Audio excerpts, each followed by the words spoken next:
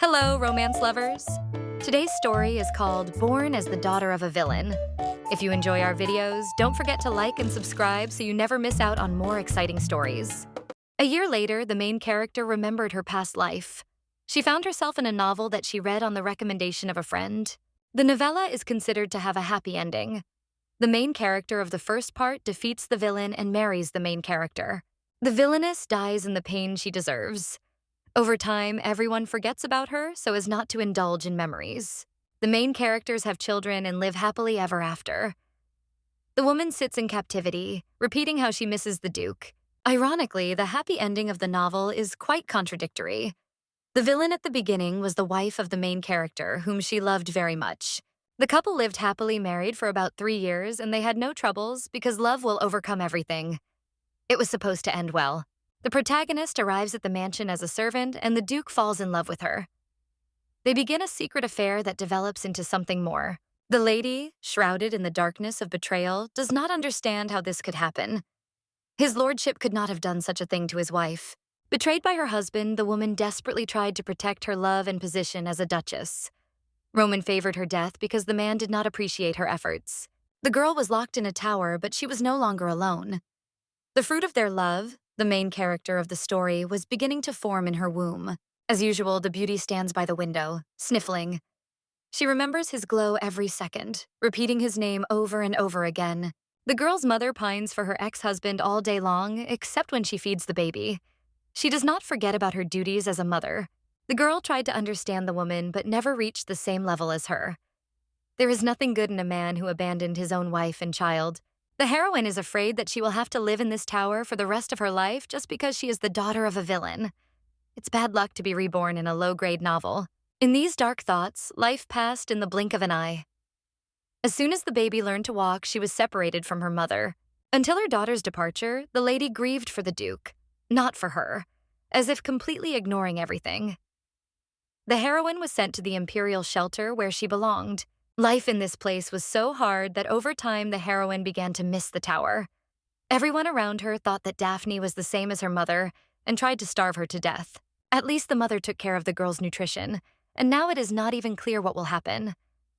This saddens the little girl terribly, because the unknown is frightening. If the lady had no memories of her past life, she would have given up on it long ago. It is normal for a child to shed tears for days on end. Hurtful words and comparisons are much worse than being ignored and treated unfriendly.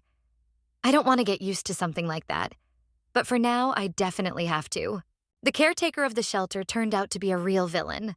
He saw everything and gave tacit consent, which untied the children's hands.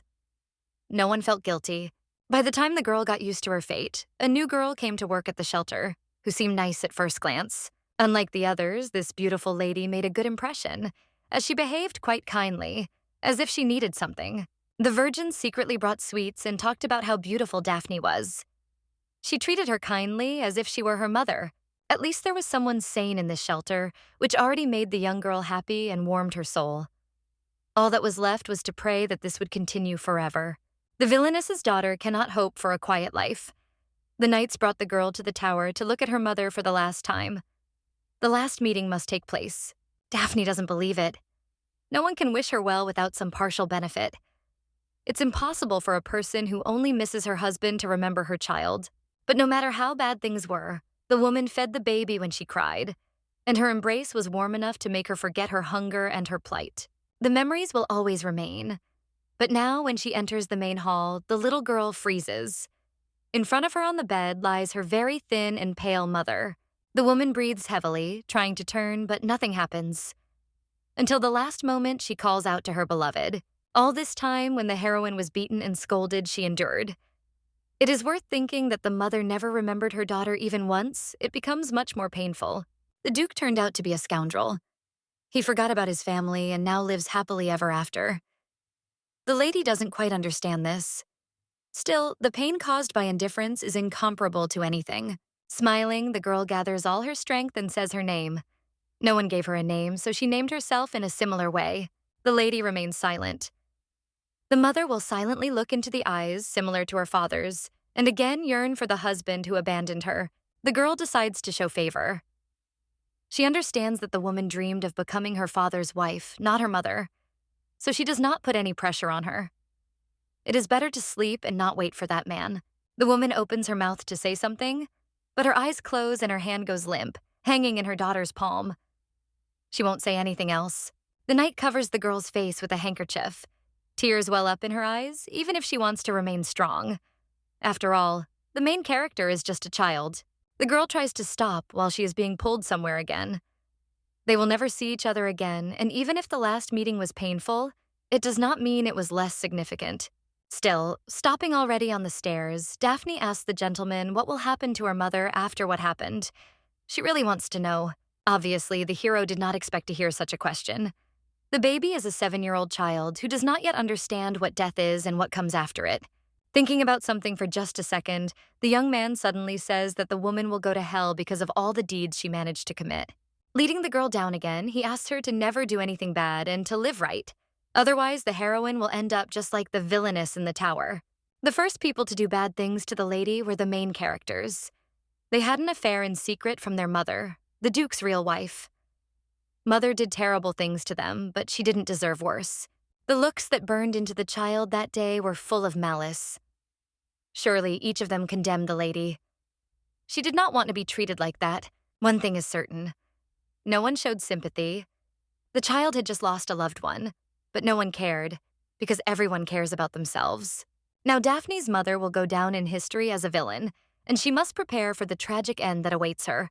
According to the plot, after the death of the negative heroine, the girl will be beaten to death. The fate has already been prepared, and it will be extremely difficult to change. The knight interrupts his thoughts, continuing to drag the beauty out into the street. She falls to the ground, and instead of help, she simply hears whispers of condemnation from all around. For a lady, the real monsters are everyone around her. They are adults who ultimately don't even care for the child properly, just continue to behave inappropriately. Yulin rushes forward, asking her charge if everything is okay. She noticed the little girl sitting on the ground, so she couldn't stand aside.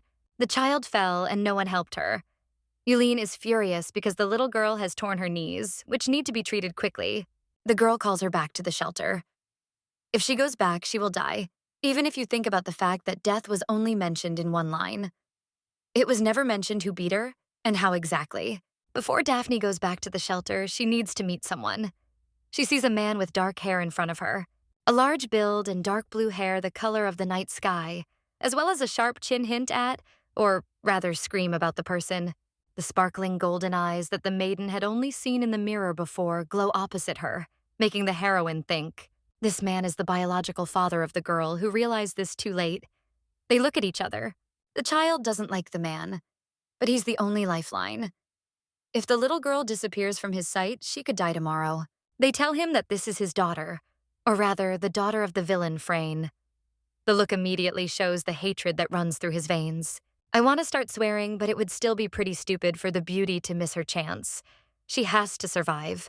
Daphne reaches out to her father, calling his name, but he turns away in disgust. According to him, this is not his child. The woman who even hired someone to harm Ulysse couldn't pay for the services. Most likely, she offered something else.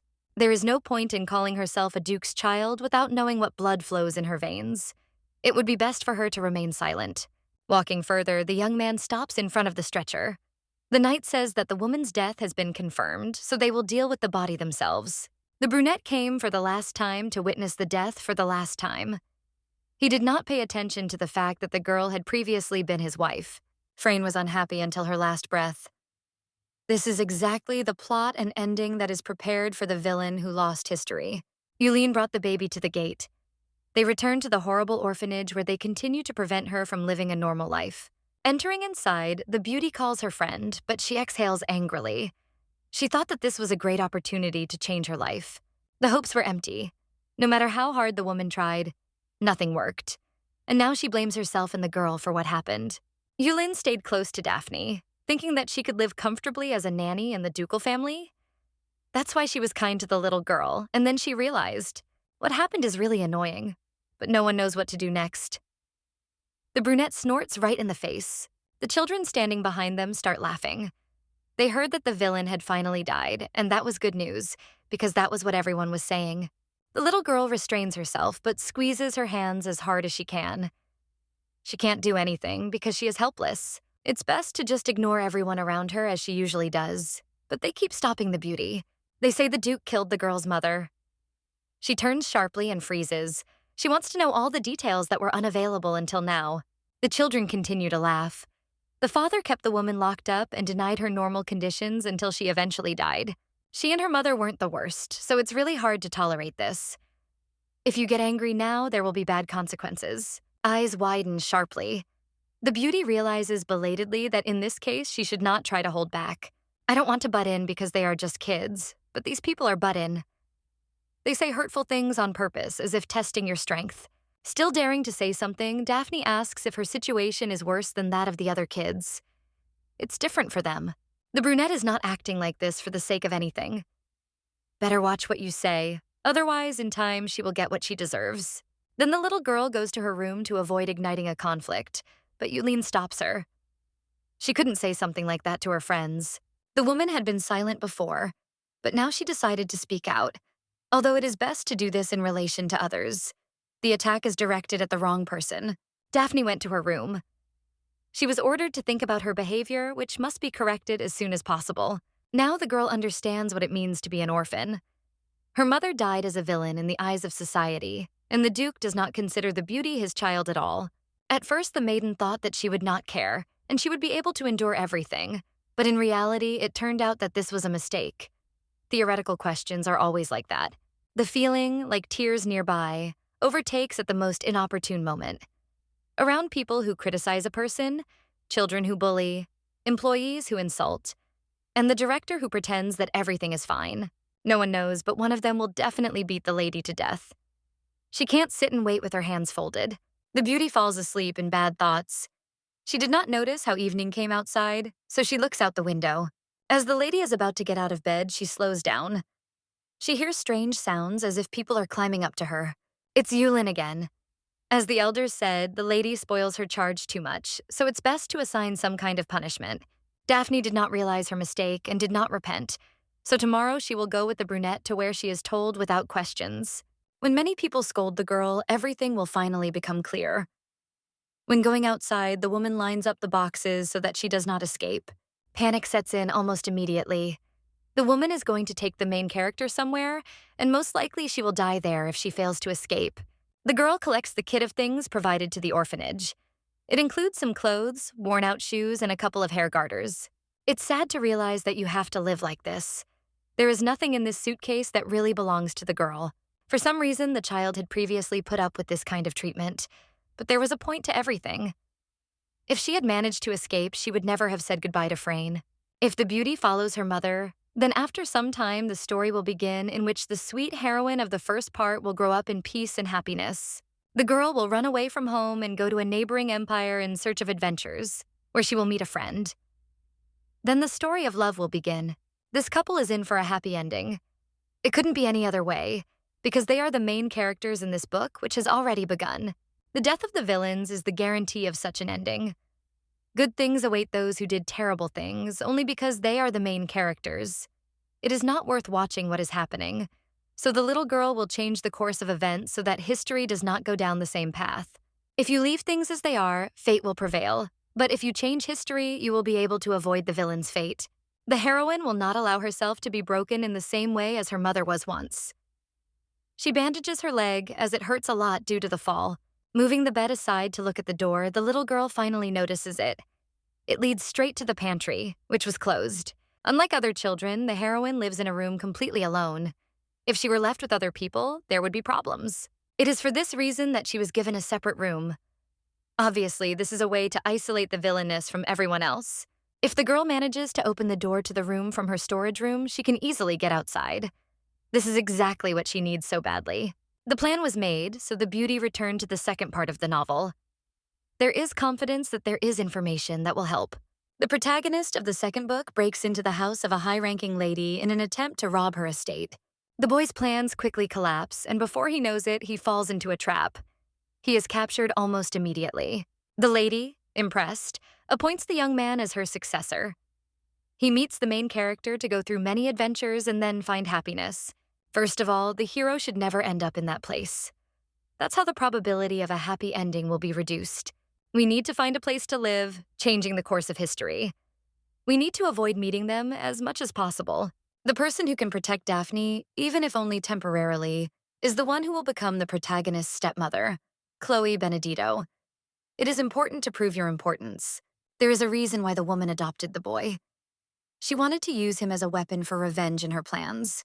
The girl once lived in the same orphanage and was later sold on the black market.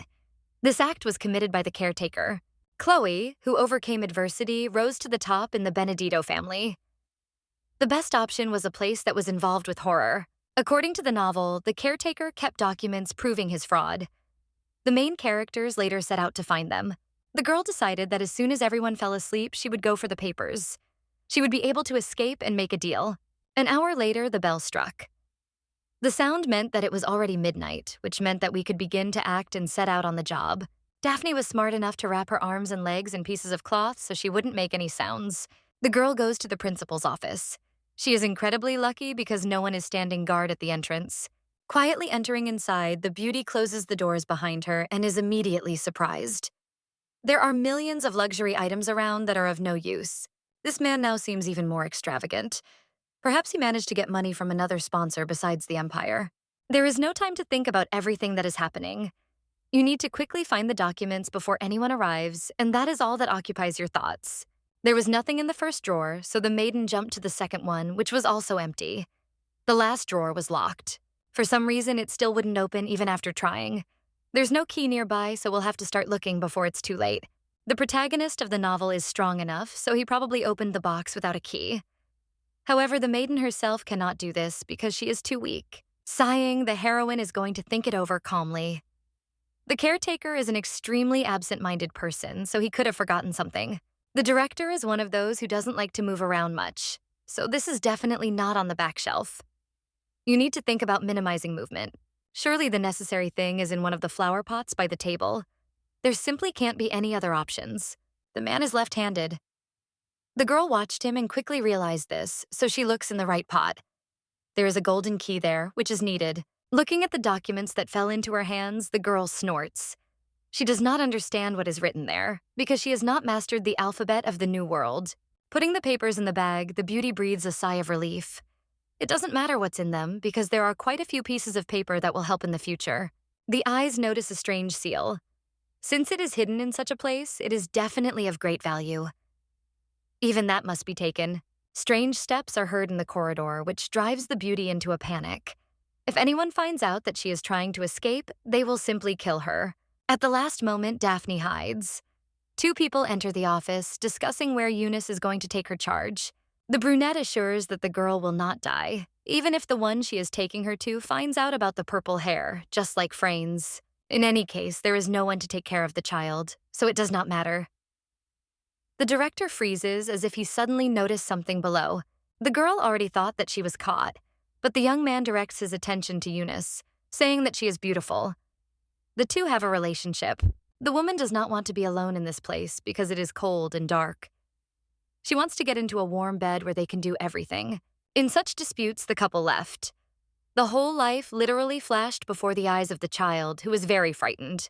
There is no time left to think. You need to hurry and leave so as not to run into anyone on the way out. The lady goes forward through the office. A lamp can be seen in the distance. The adults said that they fill the lamps with oil and store them in a warehouse, so there are many more of them there. Leaving just like that doesn't seem like a good idea anymore. The plan is adjusted. The clothes are lying on the bed, as if the lady had been sleeping there. The shoes were also placed in front of the door. This should definitely work to make everyone believe in Daphne's plan. The main thing is that no one notices anything, and if you cover your tracks well, everything will be wonderful. It's time to say goodbye to the shelter. A new life begins, but the heroine promises herself that she will survive. The beginning of the story will be changed, because the beauty will not sit and wait for her time. The lamps were in the storeroom. These were indeed the only things, since nothing else was ever given out. Now their time had come. There is a lot of oil, so it will be possible to create a fire in which even all the bones will burn. No one will be able to figure out Daphne. Everyone will decide that the girl is dead, and then her life will be much calmer when no one knows her identity. The match with fire flies to the floor. Now that the villain's daughter is dead, the caretaker will be held accountable and the child benefits will be cut several times. Even with such a development of events, the beauty still does not feel guilty of anything at all. The blame lies entirely with those who work there. As soon as the heroine is forgotten, she will return. From now on, the shelter will be in complete chaos, which will be impossible to stop. At night, no one walks the streets, so the lady quickly reached Benedito's secret door. It is located in the hedge behind the bushes. According to the story in the novel, only clients who came on secret business could pass through this door. No one else knew the password. You need to pretend to be such a client and just say the password. If the heroine's memory does not fail her, she should guess everything correctly. Everything turned out to be correct. She knocks on the wall 3 times in the right rhythm, and then the bricks start to slide aside. There is no one inside. Further on, the lamps are burning, so the heroine decides that it is worth going forward. Below, a light and a man are visible, who notices with surprise that a child has entered the estate. The guy's voice is very soft and as handsome as his appearance. He asks again, as if asking someone else, where did the child come from? The girl gets straight to the point. She came to meet the owner of the trade guild. He is not the kind of person you can just meet. The young man refuses. He asks to get out so as not to give in now. The girl takes a deep breath. She screams that she wants to get a deal. The next words are already on the way. The man's head starts spinning from the loud sounds, but he is unable to calm the child down just like that. A few minutes later, Chloe comes downstairs, frowning.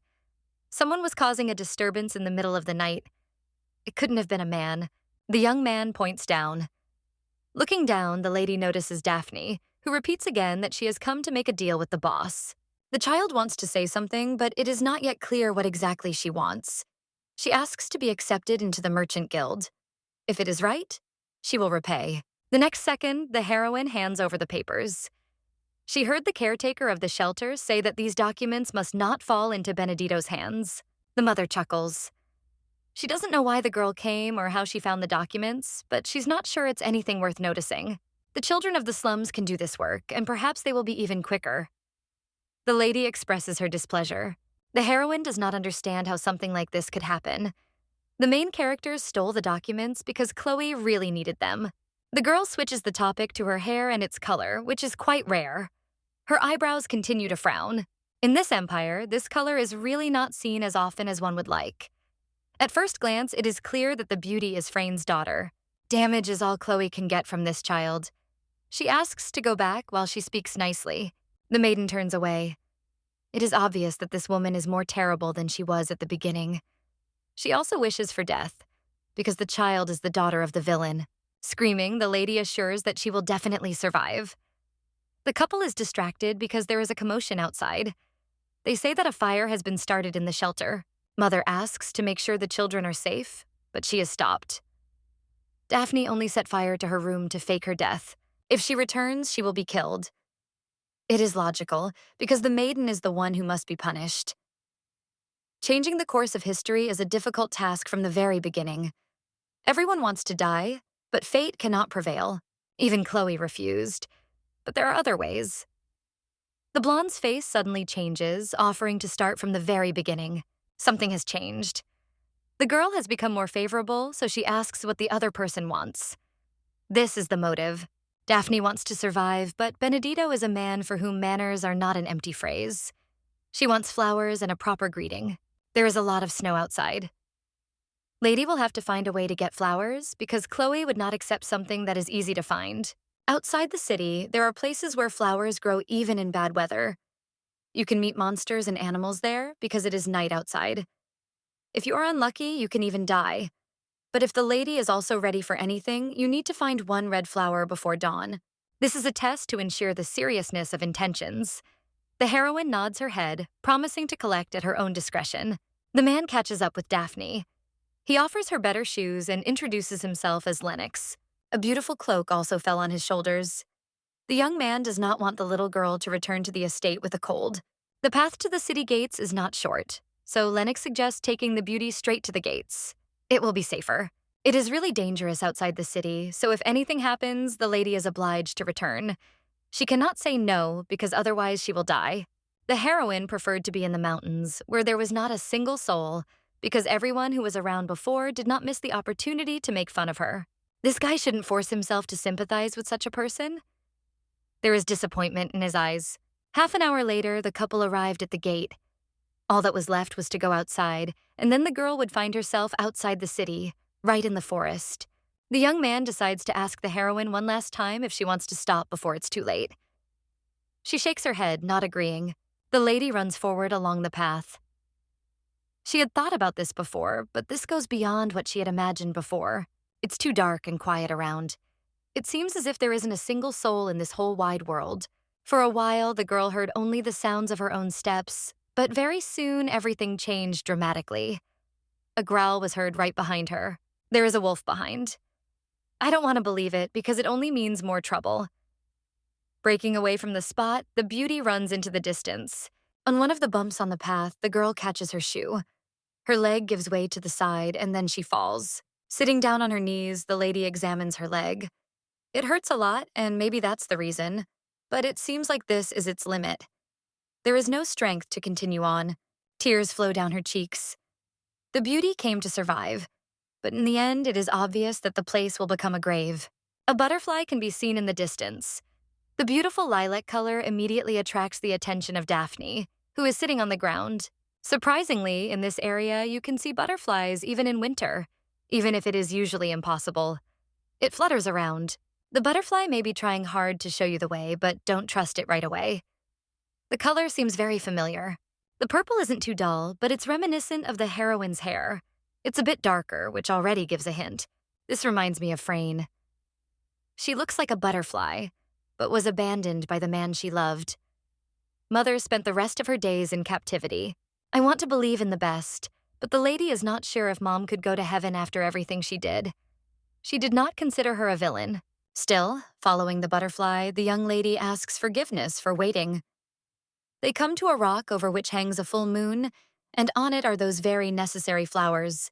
The flower she needs is quite high up, but the little girl is sure that if she is extremely careful, she will definitely be able to get there without any problems. Climbing out, the girl notices that the ground has collapsed a little. She should be much more careful on the way back to the estate. Being on the same level with the plant, the heroine reaches forward, hoping that everything will work out. Her hand finally grabs the bright stem. A smile appears on the face instantly. Daphne managed to make the impossible possible. You want to jump for joy because success is close. The beauty thanks the butterfly, who looks like her mother, for the help that helped her get to the flower. Suddenly, the ground under her feet collapses. Lennox still went to look for his new acquaintance. It was reckless to let the child go by himself, and he notices how she quickly flies to the ground from the slope. Thoughts are jumbled. The injured leg hurts very badly, preventing me from concentrating on anything. The picture is swimming before my eyes. It is impossible to die. The lady tried very hard to get the plant, and she cannot let it end like this. It is difficult to breathe, and her body hurts a lot. The lady thinks that the end has come, but she wakes up in a soft bed, clutching her throat, which is being pressed. A young man with beautiful pink hair holds out a glass of warm water. His smile seems friendly, and he asks how you are feeling. The girl fell off a cliff, and Lennox brought her body to the estate. The flower had already been given to Chloe. First, it's worth introducing yourself properly. His name is Riccardo Benedito. He looked after Daphne for a few days. At first, she felt lousy, but after a while, the temperature went down. The leg still needs treatment. The beauty has absolutely no strength, and she does not understand whether she will be able to walk further. The unknown is very frightening. The girl got hurt, but everything will be fine. From now on, the boy will become her brother, which, of course, is not the best option. So she jumps aside. Benedito, coming out of the door, asks what no means. The girl looks better, although she was originally asked to bring a flower and not to return crippled. The whole situation made the woman very upset. It is worth being a little softer with someone who has suffered just as much, without even noticing it. In the novel, the blonde was described as a cold person who knew no doubts or remorse. She was depicted as very vengeful and cruel. After all, what is written in books is not always true. Virgo sits down next to him, saying that she wants to at least apologize first. The girl walked out of the gate looking scared and tired. Chloe didn't even hope that she would be able to do anything. After all, the flower was now in the estate. The plant is called Stachia and has pain-relieving properties. They only grow on rocks and are very difficult to grow on your own. 100 zlotys is a good profit for a flower, but it is not so expensive that it is not worth giving. It is amazing how Daphne made the impossible possible. The girl managed to win this deal, and since Benedito received both the documents and the flower, she must listen to the conditions that the new acquaintance will set. The blonde doesn't want to ask for too much, but asks to be made the new successor to the merchant guild that Benedito runs. The demands have increased and it seems excessive, but the maiden quickly clarifies that the guild itself is not important to her. She only needs to obtain the status of heiress that will be given to her. If the baby becomes the successor, even the main character will not be able to do anything. And this is how the course of history will be completely changed. If you need power, it's easier to enlist the support of Chloe herself. This is not the most important thing, because the young lady wants to change the ending completely. After the villain dies, her daughter must also die because it symbolizes a happy ending for everyone else, including the main characters. I don't want to blindly follow people's wishes. They can do what they want themselves, but the heroine herself doesn't want to live in such a way. The blonde promises herself that she will write her own story. She will do everything to make her fate happier than everyone else who is destined for it. Even if there is no chance in a fight, you have to try. This is too much to say, so the little girl falls silent. She doesn't want anyone to notice that she is not a child. Chloe says she was sold to a horrible place to do menial labor long before she was old enough to grow up. She went through a lot of hardships. All of the lady's friends suffered a similar fate. Some died, and some lived so hard that it was easier to die. It turned out that this often happened to the children of the orphanage, and the director was behind it. The lady decided to take revenge. Benedito won't let the man get away with it. He has no right to sleep peacefully after what he did to the others. The woman worked hard to get the opportunity to punish the guy accordingly. The information in the papers will help. The lady needs a duke and Chloe needs a director so they can help each other.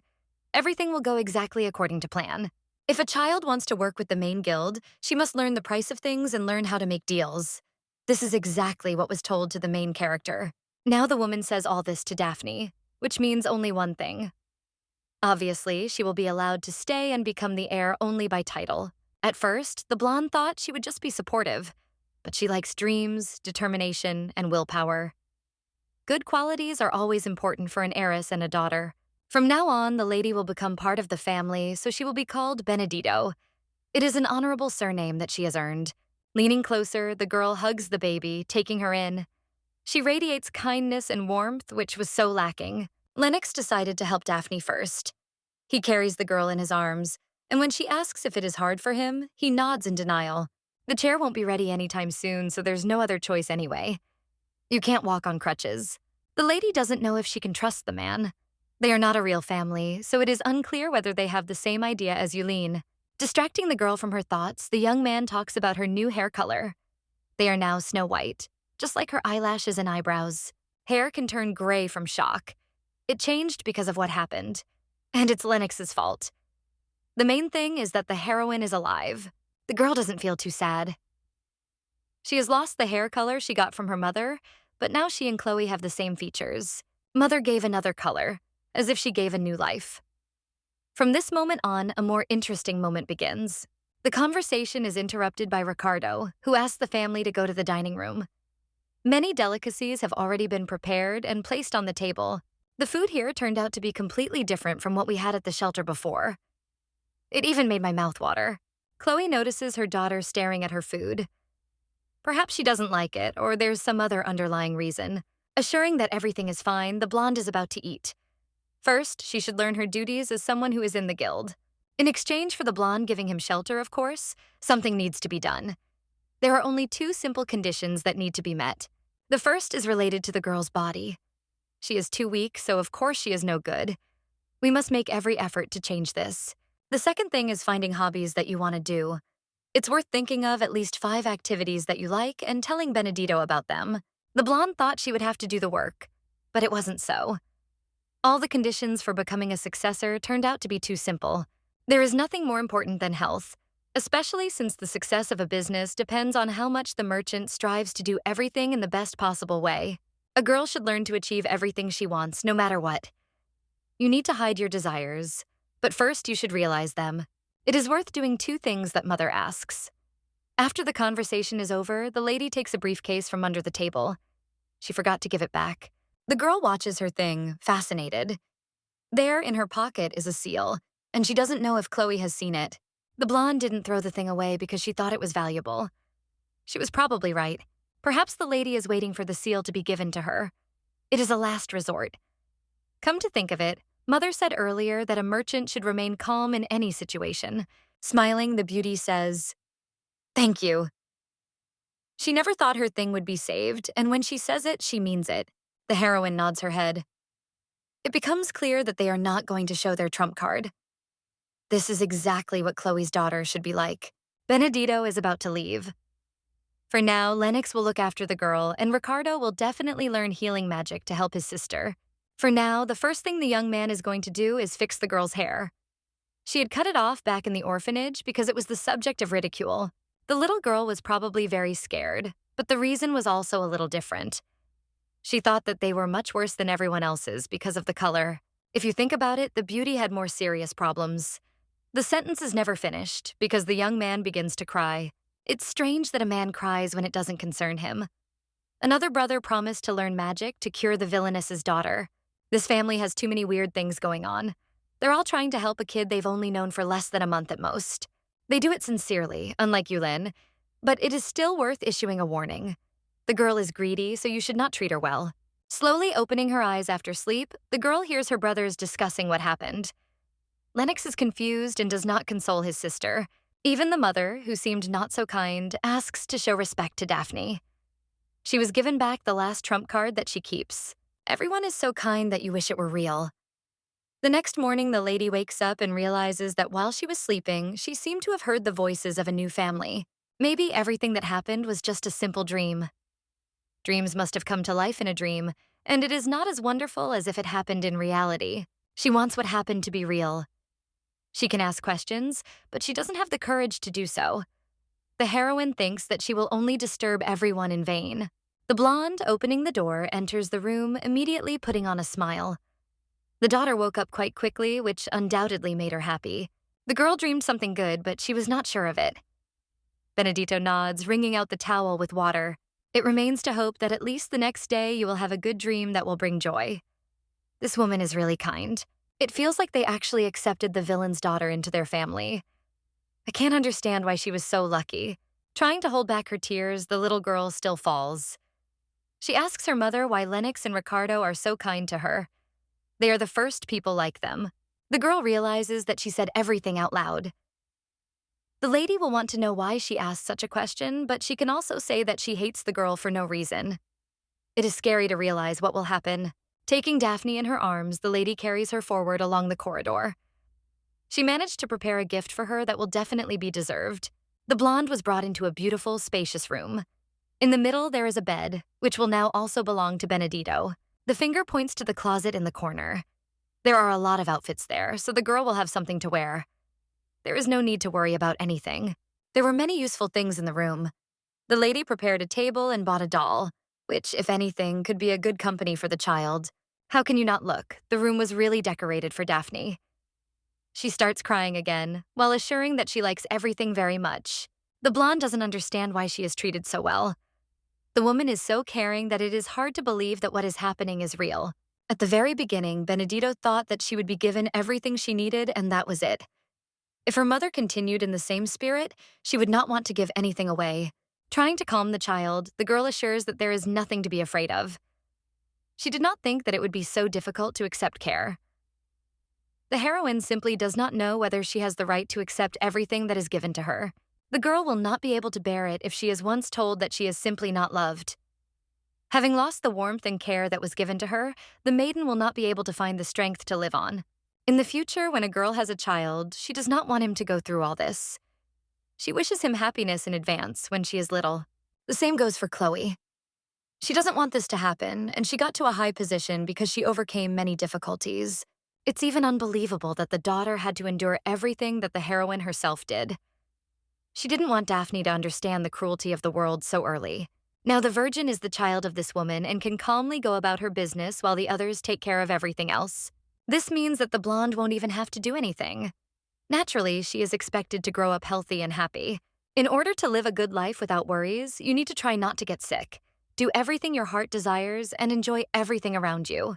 If you overcome the difficulties, you can achieve what you want. Ricardo and Lennox are not going to inherit the trade guild, so do not worry, because they will not lose anything. The little girl was afraid that she was taking away her older brother's place, but in the end, it turned out that there was nothing to be embarrassed about. These words are something the beauty never even dared to dream of. Just one sentence warmed the young lady's heart incredibly. The tightly closed gates opened. It is hard to believe that now the lady can receive love and everything that it brings with it. They said that Daphne was now part of their family. Now they would help each other on the way to their dreams, so there was no reason to give up on love. The first wish is that it would be possible to call Chloe mother. It's not even a wish, but the girl was the first to start a relationship. Another wish is for Benedito to teach the child to write. I want it to be the head of the guild who can be trusted. It's worth pretending that the second wish didn't come out, because after all, the mother was going to do it sooner or later. No need for requests. The brothers arrive to talk to their mother, but upon noticing the hug, they immediately join in. Ricardo tries to push Lennox away, causing a smile to appear on the heroine's face.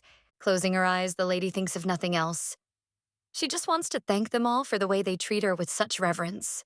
A young man with dark purple eyes follows a slightly older man. They both wear cloaks to avoid being noticed. Before dinner, Ricardo thought about how to make Daphne's life easier. He suggests leaving the house only when necessary. The girl will be lonely if everyone leaves. It was this thought that prompted the hero to such a conclusion.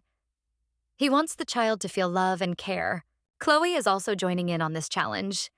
She will be doing all of her overtime work at home instead of her office, at least for a while. Mother changed a little. They began to take turns caring for the new family member, trying to invest as much feeling as possible. Now the baby even began to smile more often. She enjoys every day, thanking God that now she is no longer alone. The girl is sitting with her books. She doesn't understand some task, but she is going to ask her mother when she comes back. It is 11 o'clock, usually bedtime. Today, the maiden made a mess of things because she confused the cocoa prepared by Ricard with Lennox's coffee and drank the wrong drink. In the end, the mother got angry and scolded them both severely. They immediately obediently lowered their heads, asking for forgiveness for not looking after the baby as they should have. The girl couldn't fall asleep due to the effects of caffeine, so she continued studying in Chloe's office. But then she was called to the capital on urgent business. Now it becomes clear that Benedito will be late. The beauty rubs her neck, which is stiff from long sessions in one place. The clock glows brightly when someone passes through it. It should be Mom, but two men in a cloak come out. The girl has poor eyesight, but she understands that the moment of the novella's main character's appearance has come. For some reason, there are two guys, which complicates the task of understanding who is who. It is unclear whether what is happening is related to the mystery that surrounds the man, but readers never received a detailed description. The brunette rushes forward, telling the other that he caught the girl. The boy was caught trying to kill Chloe, but this man does not look like the brief description. It was on this day that several partial coincidences with the original occurred. Since the lady accidentally drank coffee, she did not fall asleep until late at night, and the mother left for the capital. It seems that history is putting everything in its place, and the road to the outcome prepared for Frane's daughter is once again stretching out. Grabbing a blade, the man forces the beauty to tell him where the head of the trade guild is. She remains silent, so he decides to take action. A second later, screams calling for help are heard throughout the estate. The girl does not want to die just like that, and at such a moment. The brothers run into the office with lightning speed, but the brunette is in no hurry to let the girl go. He asks no one to come near, otherwise he is going to harm. I don't want to believe that the bastard who took the child hostage is the main character. The middle-aged boy stands aside as if he doesn't care. Ricardo orders his sister to be released, but of course no one listens to him. He casts a circle of magic around himself to show the others that it is not worth playing with such things. The wizard turned out to be quite good, so in a second her arms and legs are wrapped in chains. Daphne quickly flies to the floor. Lennox catches the girl at the last moment.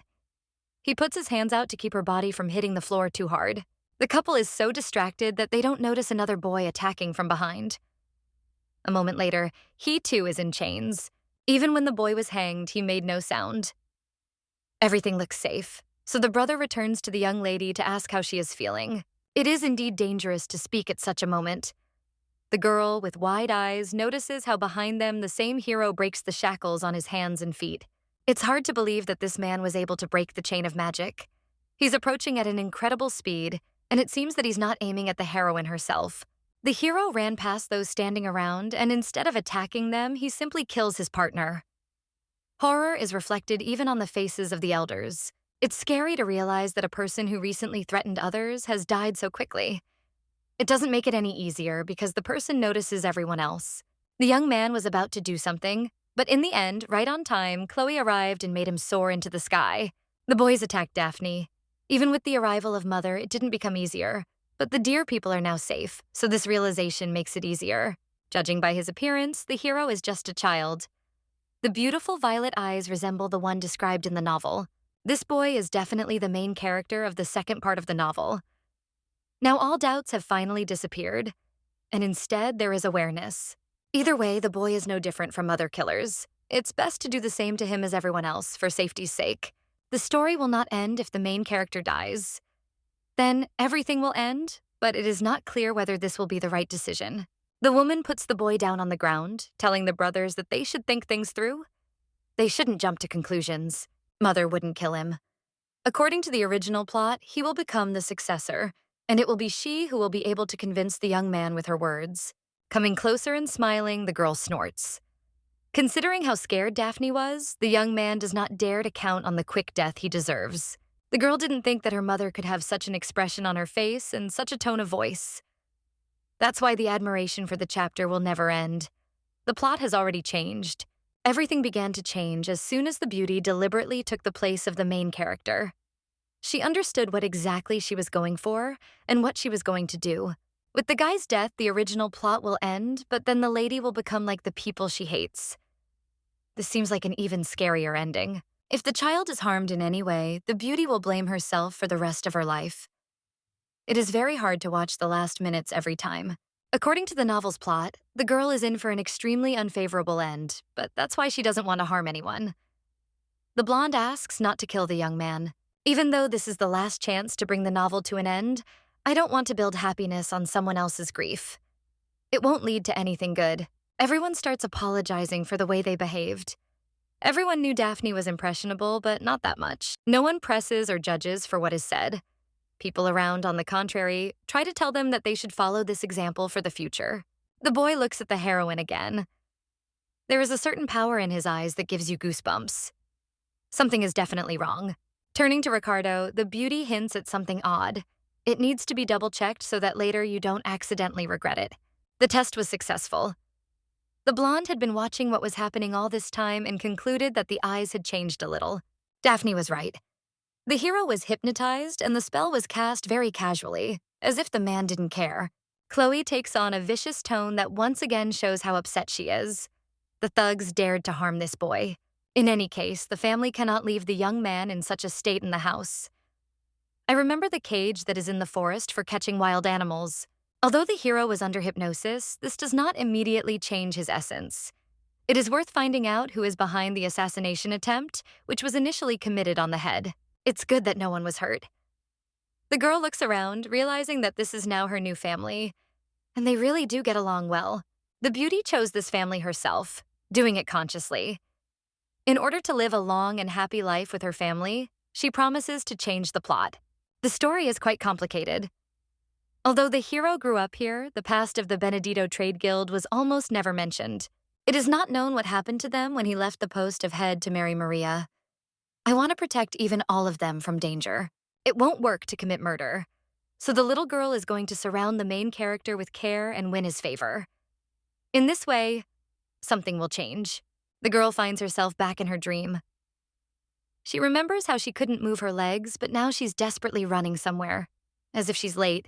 The lady seems to be running away from someone. She turns around to look behind her, but sees no one because there is impenetrable darkness around. There is someone in the darkness, and this creature will soon grab the lady, who, for some reason, is no longer able to move from her place. The blonde man is trying to wake up the young lady. His name is Winston Chasila, and he is the secretary of the guild leader. The girl immediately says that she wants to go closer to the enclosure. She wants to see that same boy. Winston brought a chair. It had been prepared long ago, but no one had used it, judging by the fact that the man found it in the dressing room. The whole family lied all this time. They were just taking care of the girl because she seemed too fragile and small. There is nothing terrible about it. The beauty was brought to the very forest where, according to Chesila, the enclosure in which the boy is kept is located. He is safe. The young man has not touched the food that was prepared for him a little earlier. It is dark inside, so it is quite difficult to understand whether there is anyone there. The hero was not seen because he huddled in the very corner. His head was lowered to his knees, and it seemed that he was too sad about everything that was happening. The stomach makes a plaintive sound, but the young man does nothing. He was trained during the brainwashing, so he does not dare to disobey this order. This is the reason why the handsome man did not touch the food. The lady involuntarily remembers herself in the shelter. Even when the table was groaning with dishes, she was given meager food, and if she ate something, pain from blows followed. The beauty wants the brunette to eat, but does not know how to make it happen. She asks the man to drive her a little closer to the cage. The girl wants to feed him herself, even if it is dangerous. The rumbling of the stomach was too loud, and the hero does not eat, despite his great hunger. The boy might be scared of an adult stranger. You shouldn't put your hands in the enclosure, but in general, everything is allowed. Coming closer, the lady looks at her new friend. As soon as the lady says hello and smiles, she notices a hostile look that burns through her. The heroine can't just throw a sandwich at him, so she decides to smile and act as carefully as possible. It was kindness that helped even Daphne herself. She asks why the boy is not eating. If he continues to behave like this, he will lose his strength and will not even be able to escape. It seems that everything is starting to work. The lady puts the plate behind the bars. She just wants the baby to eat well, because she knows what hunger is. The water also appears next to the plate, and after this sign, the brunette grabs the food and starts to quickly devour the sandwich. He is really very hungry. Still, the lady is glad that her new friend ate wonderfully. He needed strength to feel a little better than before. The girl promised that she wouldn't put her hands in the enclosure, but something went wrong. Before leaving, she plans to leave a blanket so that the baby doesn't freeze. Winter is not over yet, so it is better to cover up to avoid getting sick. Next time, the lady promises to bring more tasty things. At the next meeting, the heroine asks for a name. She will answer with hers, and thus it will be possible to get acquainted. As the couple walked away, the brunette watched them carefully. He doesn't understand what's going on inside him, but for some reason a strange feeling appeared that he can't get rid of. At the table, Chloe refused. She does not allow anyone to go to the boy anymore, because he was raised to be someone who is ready to kill others on request. The girl did not expect her mother to be so adamant. The first thing she needed to do was get closer to the hero to get at least some benefit. If the blonde doesn't come again, the guy will most likely continue to starve. This can't be allowed, so she resolutely gathers her thoughts. There must be a way to convince Benedito. Even Ricardo is touched by how kind his sister is to others. There is no need to worry about such things. It's time to use the second wish. The beauty wishes to communicate with this child on a permanent basis. The boy is still too small. He will not eat again as he did before unless the girl watches him carefully. The girl promises that she will not walk alone and will not enter the cage. If he tries to harm her, she will, of course, give in. The blonde really feels sorry for the baby, who is not guilty of anything. After all, she is allowed to do as she wants. The very next morning, the beauty arrived at the place to the cage. Ricardo took her there. She points her finger forward, straight ahead to take straight. The young man sits sadly, but as soon as he sees his girlfriend, his face lights up. He looks very much like a puppy who has been waiting for his owner all day after work. Sighing, the lady looks at the pasta that stands near the bars. The guy hasn't eaten again, so he might have to go straight into the cage. Ricardo does not allow him to get down on the ground, but his sister reminds him that she saw him take a pillow and a blanket. The young man also packed mittens and a scarf to keep him warm. The most important thing is hot cocoa, which has become a favorite. With shining eyes, the little brother asks if Daphne is happy, and she nods. The lady accepts the drink because she can't say she doesn't like it, just because it tastes too sweet. The man took the trouble to prepare it. Laying out all the warm clothes on the ground, the blonde comes closer. The young man's eyes are focused on what he sees in front of him. He looks at something with such curiosity that he probably hasn't seen before. The boy was under magical control all this time. It's worth trying to find out more information. The pillow flies to the ground, but closer, and then the beauty asks for help moving to the right place. Sitting down on the soft surface, the blonde greets the brunette once again. Now they are finally a little closer than they were before. There is no point in asking about hunger, because it is rhetorical. The girl brought warm soup and soft bread, as well as some varied fruits. The little girl asks if her friend wants to try the food, to which he nods enthusiastically. Unfortunately, she can't give it to him just like that. Lowering his sad eyes, full of humility, the brunette allows himself to be beaten only in order to get some goodies in the end. It's strange, but why do something like that to a child? He didn't even eat what was prepared in the evening. There was a truth serum that was added for further interrogation. Surprise takes the beauty by surprise. The brunette discovered the serum only by its smell, which is almost imperceptible. The lady decides to ask about memories from the previous place. She wants to know where the guy lived, how he was fed, and how exactly he was treated. After thinking for just a few seconds, the boy says he was beaten, kicked, and yelled at. For every misbehavior, the punishment only doubled. This hero really had such a difficult past.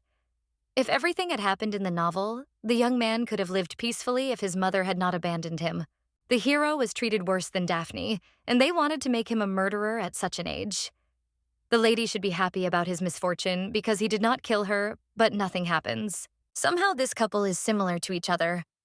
They themselves do not notice how exactly it works, but they are sure that it is true. The girl can't hurt. She's not that strong.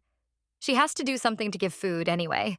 Like she said, last time the beauty asked to tell her name when they meet again. The time has come to fulfill the promise. The name is already known from the novel, but I want to address it after the character himself says everything. The boy's name is Ragnar. A smile spreads across the heroine's face. She is sure that this name is very beautiful, and she understands that the moment has come to call him by this name for the first time. This will be the first step towards getting closer. The girl watches with a surprised expression as the boy eats everything offered to him at the speed of light. The guy was very hungry, but now after finishing his meal, he finally thanks for the offer. It was delicious. Noticing the man behind Daphne, the boy starts to hiccup. He is so big because he is an adult, and he will probably use force too, which is incredibly frightening.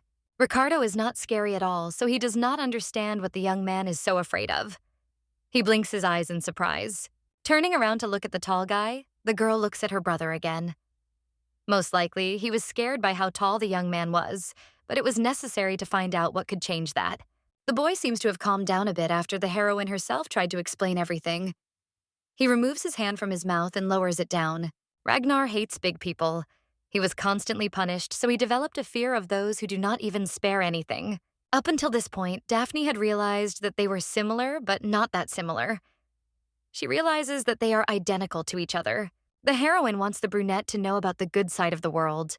She pours cocoa into a cup, saying that it is the most delicious and hot drink in the world. The blonde knows she's not telling the truth, but she tries. It's her favorite drink, but she's going to give it to a new friend who needs it. The young man does not understand whether he can really drink what was offered. In this case, you need to agree to everything that is possible, if it is from good people. The girl apologizes for giving away the cocoa Ricardo had prepared, but he promises to make a new one. The brunette shouts in surprise that it is delicious. Daphne smiles. He is so simple and sweet that he wants to hug her. The boy asks the young lady why she is staring so intently. I think it's because of his eyes. Everyone says they're disgusting, but that's not true. The eyes look unusual because of the vertical pupils, like a reptile. There is something special about pupils, and it is the pure truth. The lady asks Ragnar to look at his feet to ask her something. Because of the fall, the beauty cannot walk, so she moves around in a wheelchair. The boy carefully examines the bandages. It can't be disgusting. The lady wants to hear the answer she needs, so she smiles slowly, looking straight ahead. The girl also thinks that the eyes are not disgusting. She likes the color purple, so she asks to look at his eyes a little longer. When the young man is safe, everything will be even better. The lady would like to admire them often, so she will come to the cage every day. A blush appears on his cheeks. The boy cannot believe that his first friend in his life will come to him every day and look at his eyes, which are disgusting to everyone. A week had passed since the meeting. Lennox was unable to use the serum as the young man felt everything. That's why the blonde came up with her own method. They play a new game of question and answer that even the hostage enjoys. The interrogation turned into a game, and it was in this way that the lady learned Ragnar's name, as well as where the group of hired killers was located, where he was. It was too late, because when the guild arrived there was no one left. On the new day, the young man began to ask first how the lady lost the ability to walk. When the girl tried to get a flower on a rock, she fell from there, almost breaking. She weaves the purple plant into her hair. Everything is fine, as the family is trying to cure the baby. Everyone considers it their duty to do everything possible. Ragnar has an older brother. He promised to take the boy, but if he really wanted to, he wouldn't leave him in a place like this. That was a long time ago. The young man does not know his exact age, so he cannot say when exactly his brother told him about it. He was still little. The game was over for the day. At the perfect moment, Ricardo arrived, noting that they were already heading back to the estate. Next comes a question for Daphne. The young man has a bag in his hands, which definitely contains something precious to her. It's about tracing something on the ground with a stick. The first thing the man does is uncork the bottle of potion he brought. The twig was watered with the contents, and then, smiling, the young man asked his sister to help him with something. She would not do too much. Benedito originally drew something on the ground and now asks to trace the sign with a stick. This is what he needs the most. It seems as if the family is just playing. Ragnar, sitting in the cage, cannot notice what is happening outside, precisely because his view is blocked by his back. Some kind of circle is formed on the ground. Thanks to Daphne, they quickly dealt with it, which is good news. Rika should thank his sister for speeding up the process. The young man seems to be too happy to show kindness. The blonde nods as usual. An older brother behaves with children in exactly the same way. Even if the girl is a child on the outside, but an adult on the inside. Ricardo is about to show something incredible. He puts his hand on a circle drawn on the ground, bringing it to life with magic. The girl is curious to understand what exactly such a sign represents. She helped, so she has every right to know everything. The man had been watching Ragnar for a week. All the spells had fallen off him. So after a short meeting, they decided to link the hall of the house with this place through a distortion of time and space. For some reason, they use teleportation circles, which the boy doesn't like. He definitely knows something about it, and that's why he's so upset, without saying why. The pair's eyes met, and the boy instantly became cheerful again. Lennox kneels down, scooping his sister up in his arms. He's going to show her everything a little closer. Ragnar desperately grabs his friend's hand. Strange emotions flash in his eyes, but it becomes clear that he seems to be worried about something. It's gotten a lot colder lately, so it's not a good idea to go back and forth all the time. It's impossible to forbid seeing a friend, so they decided to connect the place with the mansion. The boy slaps his cheek, making a strange sound that echoes everywhere. He can't believe that this is not a simple dream. The girl rushes forward, asking if everything is okay with him. Everything is wonderful, because now he has a new friend who cares about him. Now Daphne will be able to spend more time with the young man. This is a reason for joy that comes out without control. The wound needs to be taken care of first. Lennox reaches for the boy's cheek, saying that he had given them quite a fright with his sudden movement.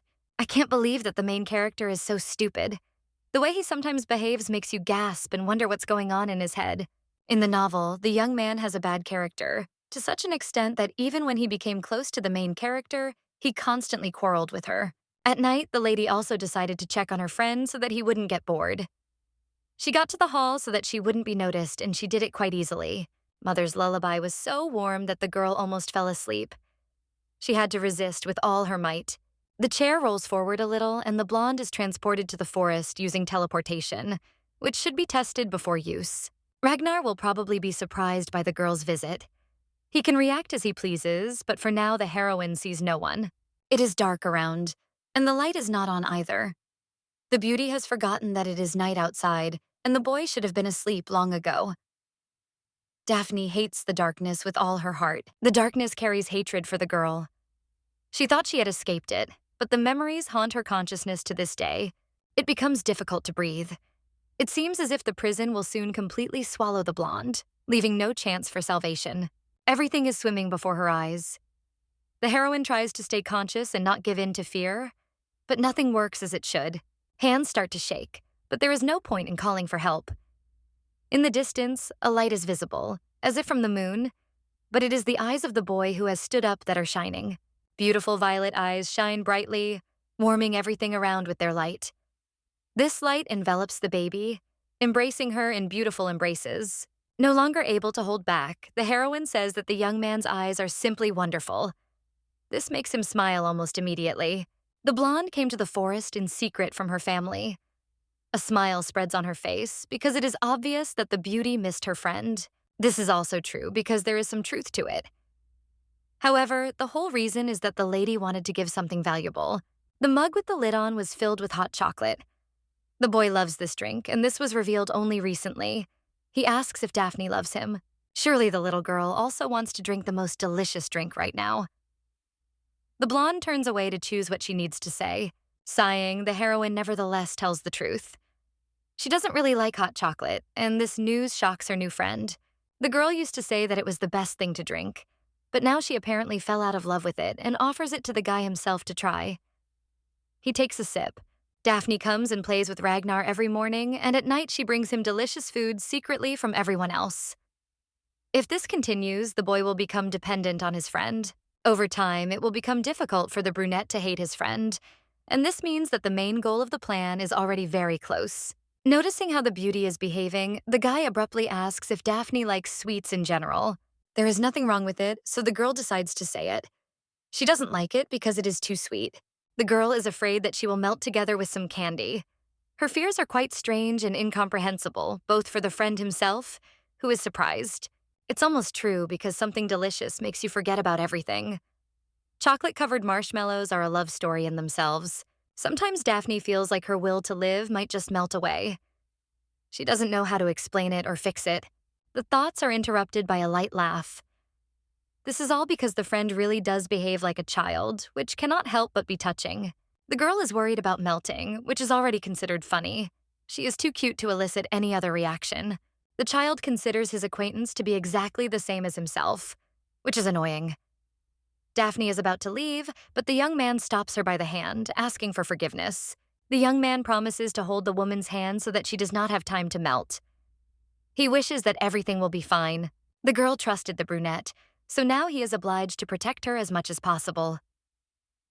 It is winter outside, but Ragnar's smile blossomed. In fact, the young lady will not melt, and she is not afraid of it. But everyone wanted her dead because she is the daughter of a villain. It is not clear how exactly the only friend will react when he learns the whole truth about the fact that the heroine's mother is Freyne, whom everyone knows about. The next day, the brothers went for a walk with the girl. There was no snow left on the street because it had all melted. It had been 2 months since the lady had arrived at the estate, and a month since he had met his friend.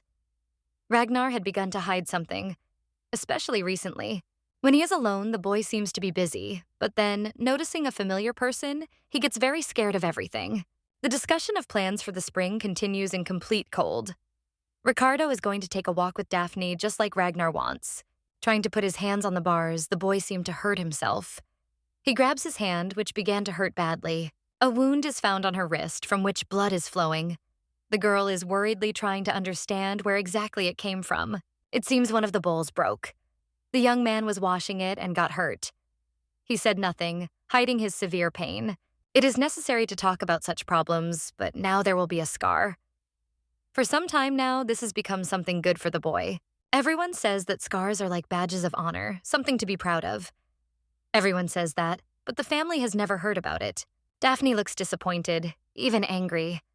She tries to calm down by asking if the people who beat him that day said that.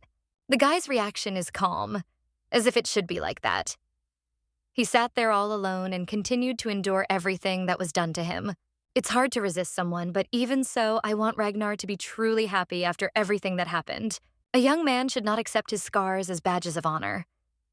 He does not deserve the pain that affects him so much because he wants the best. People who told nonsense and lied, in fact, you don't even want to know about such things. The girl is now feeling bad and she is incredibly upset. It's time to leave. But before disappearing from sight, the heroine asks her friend to never hide such things again, so as not to aggravate the situation. I don't want any of them to feel bad. And with this phrase, the boy understands that they are just taking care of him, as they should be. Even after the words that everything will be fine, there is still uneasiness in the soul. I wonder where Ragnar, who matured early, used to live. A place where you can't show your feelings, where you won't be taught to fight, where you won't be shown the beauty of flowers. It's probably cold and scary there. The next night, the blonde snuck up to the cage the same way she always did. She was going to find out exactly where her friend used to live. This place is scary. The memories make the brunette shrink. There are human screams that fill the walls. There, people were killed with ease. The boy was promised that he would be allowed to meet his older brother if he killed, but he refused. When this happened, Magic was used. After all the fear that haunted him almost constantly, Daphne saved the young man, and now he is completely safe. Before finishing his story, the brunette asks his friend if she is afraid of dark places. He has been around long enough to notice. The heroine has already given herself away, so there is no point in hiding. She is truly afraid of being in the dark, where she will be caught. The father who cruelly abandoned his child is also consumed by darkness, so the maiden fears the same end doubly. The young man quickly understands the whole situation, but tries to sympathize fully. He wants to know why the father abandoned his daughter. This is all because the girl is the daughter of Freyne, the villain. I want to tell the truth, but I don't know what Ragnar will think and how he will react. This boy hasn't even seen flowers because of his imprisonment, but perhaps he knows from somewhere about the villainess and everything she managed to do. It hurts to speak, and the words seem to not want to come out, but it is worth saying sooner. This is all because the lady is the daughter of someone who deserves to die for his crimes. The expression on the young man's face is impossible to read because tears completely obscure the view. He may be angry, or he may be in shock. If the lady had eyes like other people, she would be able to do much more and hide much more skillfully. The lady is afraid to look at Ragnar and hopes that he will be different. After a while, the boy nods his head, because he knows everything, but it does not change anything. The girl herself is not guilty of anything. It is not clear why she was hated so much because of the way she behaves. Daphne doesn't deserve to die, and the boy isn't going to make the others talk badly about his friend, who is now afraid of it. Even if the girl is the villain's daughter, she still saved the guy. Such actions are not affected by what is being done. Even if everyone around is against it, the boy will always love and protect the young lady so that no one hates or mocks her. Even memories of a past life did not always save. In that terrible place, there was no one to trust. Now everything has changed. In this world, there is someone who is ready to protect the beauty as much as possible from everyone else. The last question the young man asks the beauty is about Ricard and Lennox. They are a family, but since Ragnar himself is not part of it, then who is he? This can only mean one thing. The brunette is a friend who is now friends with Daphne. She didn't even think about it. Because of her difficult life, the girl never had friends, so she shifts the conversation to friendship. If you remember her past life, there were good acquaintances. If a young man cares about who exactly he is, it is safe to say that it is his best friend. The first and most important. Without finishing her sentence, the lady clutches her throat. At one point, it seems as if it is difficult to breathe, and it has become cold. She does not understand what is happening to her. Daphne can't say anything anymore. She tries her best to change something, but nothing works, so she falls to the ground. The brothers were the first to hear the noise coming from the room where their mother and sister usually spend their time. They immediately rushed there. There is nothing wrong with barrier magic, but if the magic is destroyed, then something heavy fell. The girl could have fallen out of bed while she was sleeping. There was no one in the room, but then everyone noticed a boy holding Daphne in his arms, saying that he was afraid that she would die. Mother puts her hand to her forehead to check her body temperature. It has been a while since she fell ill, so it is clear why she feels this way. The girl doesn't die. They don't explain anything to the guy because everyone around him is very worried even without him. Lennox follows Chloe, and Ricardo stays behind. The lady will be fine. The boy is also badly hurt, so it would be best to step back and talk. The hero doesn't want to go back to prison, so he asks to stay in the estate until Daphne gets better. It's worth treating the wounds. The boy is carried away, even if he wants to be with his girlfriend. After the wounds are treated, he will definitely be taken to a room. When asked about what happened, there is silence. Everything is wonderfully clear because the girl probably came to play at night. This was all just because the young man wanted to spend more time with his friend. He didn't know what consequences this would lead to. Rika doesn't know what to say, but she thinks about the fact that the boy came out of the cage with ease. For some reason, he stayed inside all this time. The brother holds out his hand as if beckoning. He must give the girl medicine so Ragnar can go with him. Previously, this man scared the young man to death because of his tall stature, but in reality, he turned out to be a sweetheart who tries to please people. The hero even used magic to stay close to the blonde, but no one blames him. They understand that now is not the time. The brunette would like to be treated the same way if he were his brother. For now, he just has to enjoy what he has. The eyes gradually open. The girl asks for water because her throat hurts so much, and they immediately hand her a full glass from the table. Only a minute later, the beauty realizes that Ragnar is next to her. Mother has allowed him to stay with her until she gets better.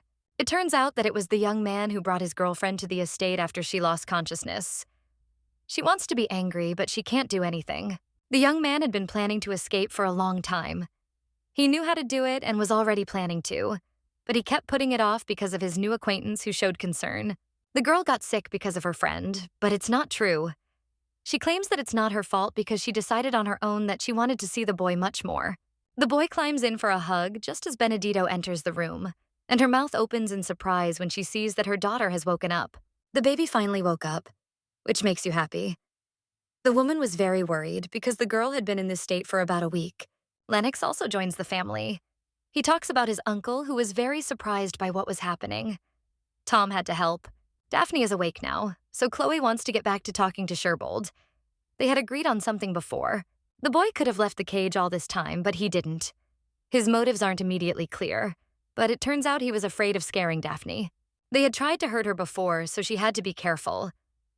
At midnight, Ragnar finally got out, despite his instructions. She wanted to help, so Benedito thanks her for that. Initially, she was going to find Berthold Sherbold's brother, but from the stories it is clear that he is not a good person. Rara said that he would be taken away, but it turned out to be just a lie. He promised to come only if the boy became good and diligent. Berthold didn't take the child because he doesn't keep his promises. When he returns, he will definitely be killed, which of course can't help but be frightening. In that case, it was necessary to find a place for Ragnar to stay. A guest room was freed up, in which the young man could live until some point. The brunette doesn't believe his ears. This means that his mother is not against it at all, and this is good news because he always wanted to live in a normal family.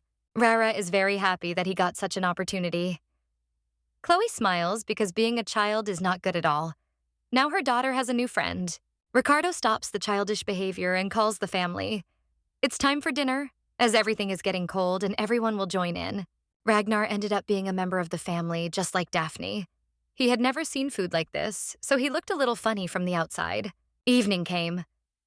The blonde realized that she had indeed done the right thing, but she also needed to figure out the passage to the forest, which was no longer needed. Perhaps because of Daphne's health, or perhaps because of something else, the lady cannot stop worrying.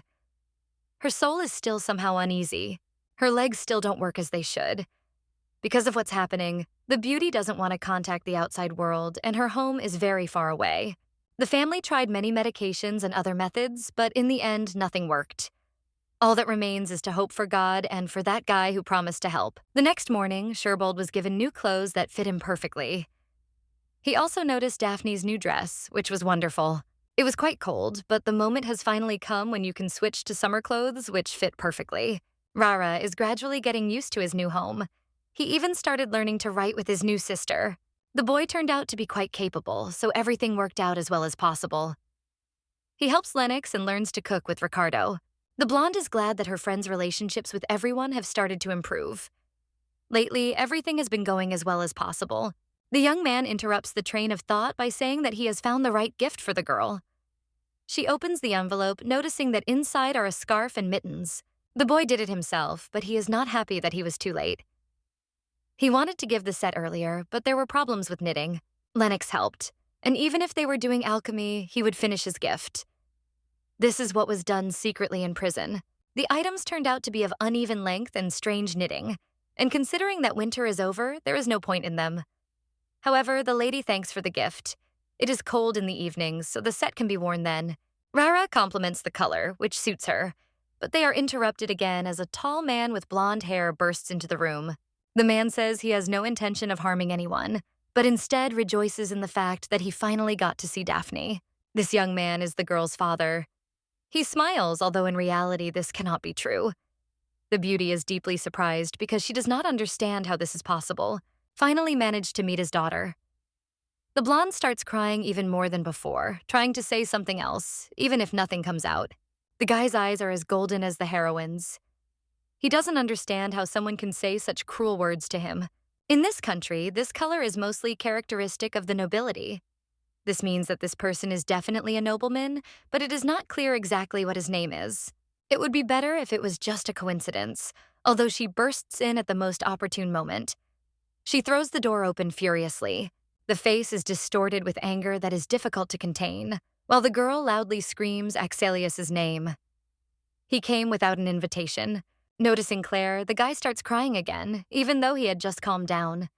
He compliments her on how cute she looks, standing next to her. It could be the mother's boyfriend, or there could be a more complicated story at play. The blonde can't figure out what's going on as the two stare at each other. A second later, the lady swings her arm and starts screaming, which has already been said before. You always have to go to her first and then go to the others. This is what happens when an uncle doesn't listen to a woman. Lennox tries to ignore it, but the screams are too loud to hear throughout the estate. Looking at the picture that appeared right in front of them, the beauty asks her brother if this is really the crybaby that was mentioned earlier. Finally calming down, the girl exhales heavily. This is too much. Claire dared to raise their daughter in secret from him, who deserved to know her father. Sadness envelops the body, while another wave of hysteria begins. Without ceremony, the girl declares that this is not his daughter, because it is impossible. It seems that the parents need to talk, so the brother suggests going for a little walk. Before leaving, the mother asks if the little girl is scared or surprised. The lady did not want to try to show her emotions in some wrong way, but the uncle cried so hard that her heart even ached. He looked too sad. Daphne is too sweet. She is good not only in appearance, but also in the kindness that she exudes. Her smile seems kind too.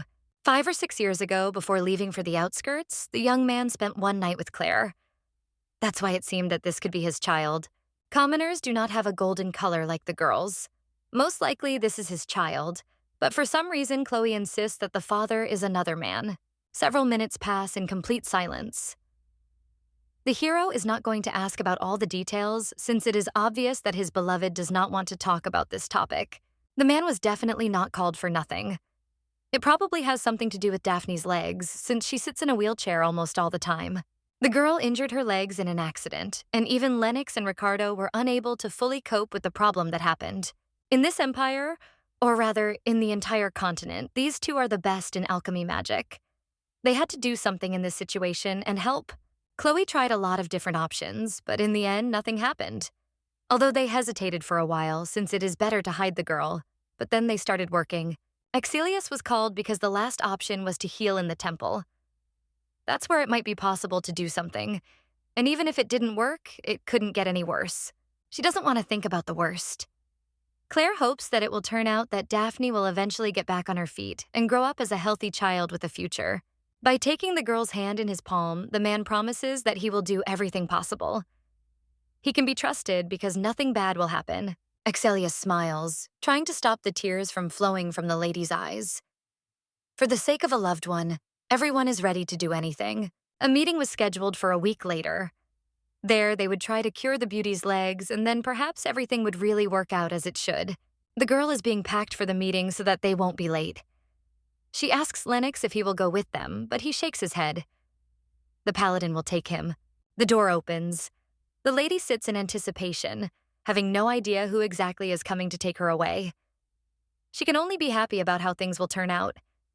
And it is that man. They are going to head to the Iman temple. The blonde promises that his daughters will help there. His name is now fully known, Axelius Chainard.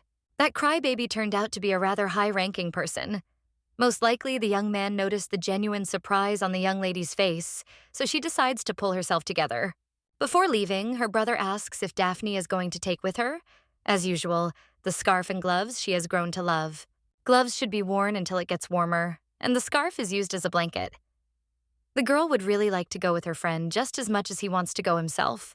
Ragnar has no choice but to disturb other people around him. The heroine herself is exactly the same, which is probably why they became best friends. She doesn't want anyone to accidentally find out that the beauty is the villain's daughter. She's afraid it will come out. She wants to heal her legs as soon as possible. The couple is met by their mother in front of the carriage. She asks Daphne to come closer, delivering a beautiful hat that should protect them from the spring sun. The thing must cope with its functions and cover its face. Everything will be fine just like that. So the blonde thanks for taking care of her. The temple does not accept other guests, so there is no point in worrying. The beauty nods her head, trying to calm herself down. The girl gets into the carriage. The family stays outside, waving their hands and expecting the heroine to return very soon. They will miss her very much. A smile appears on her face once again. The lady is grateful to all her friends for supporting her at the right moment. With the courage that was given to the beauty, She can go forward and reach the end. Her confidence has increased many times. An hour later, the carriage arrived at the temple. One of the nuns who had met the guests joyfully greeted Sir Chaynard, whom they had not seen for a long time. Uncle smiles, waving to everyone who sees him. Now Daphne sees that this crybaby really is a paladin, which she had never thought of before. At least the beauty won't be thrown out of the room because she came with an important person. There are whispers all around because no one understands who exactly this child is. Axelius rolls his chair forward as he enters the main hall, oblivious to the discussions going on around him. The lady's eyes roll from side to side, trying to see everything a little better than it actually is. She tries to notice everything that is happening. In the main hall, the Holy One is already waiting for the couple. She smiles, greeting Chaynard, and then points to the seat next to her. The man says that they haven't seen each other for a long time, but the woman laughs because they saw each other the day before. Bending down a little lower, the lady studies the beauty with her gaze, who looks frightened. This is the same child for whom they wanted to ask earlier. The woman learns that the girl has injured her leg in an accident. She says that she has tried all kinds of treatments, but nothing works. It turns out that the heroine is in a more dangerous situation than initially thought. The Holy One is going to start treatment almost immediately. The Virgin is enveloped in a strange, warm energy, which is reflected by the white color. It fits nicely to the body, making you feel more comfortable. Legs are getting warmer. The woman just tried one thing that day, so she asks to try moving her legs to see how sensitive they are. Nodding her head, the beauty agreed to do everything faster. She concentrated on getting up from the chair faster. Gritting her teeth, the maiden hopes that everything will be okay. In her head, she literally begs her legs to start moving before it's too late. Everything turned out exactly as it should. The only downside is that the beauty continues to tremble, trying to calm down. It will take a lot of time and effort to get back on your feet and become whole again, but it will be worth it. The Holy One can help. The blonde smiles. She never knew what God's mercy was, but now she even got to it. Now she understands what it means when God himself takes care of her. His Majesty has also arrived at the temple. He knows that High Duke Axelius is inside, so he tells the guards that they urgently need to talk. This man is the crown prince of the Clemens Empire, but they dare to block his way for some trivial reason that is worth nothing. The main character's attention is drawn to a strange noise coming from somewhere behind her. It seems that something is happening there, but she cannot understand what exactly. The Duke asks worriedly about the girl's well-being, but she shakes her head, saying that she is fine. She just accidentally overheard something. The Holy One is distracting Sir Chaynard. She wishes to speak alone for just a moment to discuss the full situation. The young man asks Daphne to wait a bit. No one will be allowed into the hall, so security will remain here. He hands over a lemon-flavored lollipop. Waving his hand, the blonde assures that he will return faster than the lady will have time to realize that he left and will have time to eat the gift. It really won't take long. The door closes and the little girl is left completely alone in the huge hall. It seems that no one will really enter there because silence hangs. Since there is no one else around, it means that you can finally take off the hat that has been a bit in the way all this time. It's much easier. The lady is about to look around, but the creaking of the door interrupts her thoughts. A middle-aged boy with light hair and eyes enters the room. The man immediately greets the girl and asks her a question. She doesn't understand whether the young man knows anything about her in general or whether he is someone new. The girl immediately understands that the best option is to leave as quickly as possible, but because of fear, she cannot move a single muscle in her body. Looking straight into the heroine's eyes, the boy asks if they arrived with the Grand Duke. Obviously, this is true, but confirmation is needed. The hero notices quite late that the beauty has beautiful golden eyes. This means that she is the daughter of Axelius, who is exactly the same. The Duke listens to the Holy Mother, who is actually very worried about the child's condition. Daphne is in quite a bad state. From one point of view, the lady is sure that the girl will get better. She understands that the young man is impatient, so she lays out everything at once. Her body is different from other children, and you can tell that it requires a lot of energy. In this way, like in the temple, they treat the wounds of ordinary people. However, if she has enough energy, she will be able to fully recover. Taking out a strange basket, the beauty says that this is what will be needed to treat the heroine. Something else is also needed, but she is in no hurry to talk about it. Her problem requires urgent intervention. It is impossible to finish the treatment quickly, since the new energy must have time to accumulate in Benedito's body to a sufficient level. The treatment will take about 2 weeks. This is not the longest period, since before this, the girl had to undergo treatment for about a whole year, which exhausted her. The Holy One falls silent. She notices that Daphne has eyes like Chaynard and hair like Benedito, so it seems that she is their common daughter. The story of Axelius's unrequited love is known to everyone in the capital. His love was strong, while Chloe did not treat him as if she wanted to be together. The woman decides to put aside unnecessary thoughts. She will take full responsibility for the treatment and asks to convey this to Benedito so that she does not worry so much. Trying to change his mind, the young man tries to explain that this is not Chloe's daughter because he doesn't want every second person to know about it. A scream is heard from the main hall. The girl desperately defends herself, screaming that she does not want to answer questions, while the prince tries to pressure her. The young man is outraged that the duke's daughter has golden eyes, while he, the emperor's son, has only ordinary gray eyes that are not noticeable. The girl knows nothing. The children from the orphanage pointed at her, just like the stranger does now.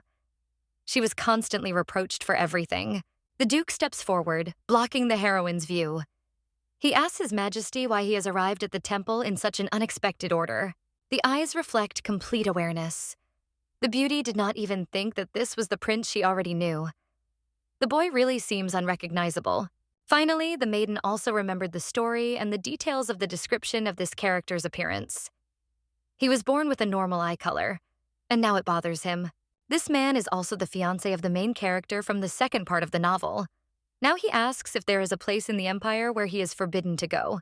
Simon Rogelio Clemens is the sole heir to the Clemens Empire and is currently the crown prince. The boy is quite smart and also has a perfect trained body. He can do many things just because of his talent. The child was born in a happy marriage between the emperor and empress, so he received unlimited love and attention, and his personality is almost perfect. The young man has only one flaw, or rather a complex, which was instilled in him. The golden color of the eyes is a symbol of the royal family, but he was born with gray ones. Come to think of it, the crown prince was the main character's official fiancé, but he hated and offended her.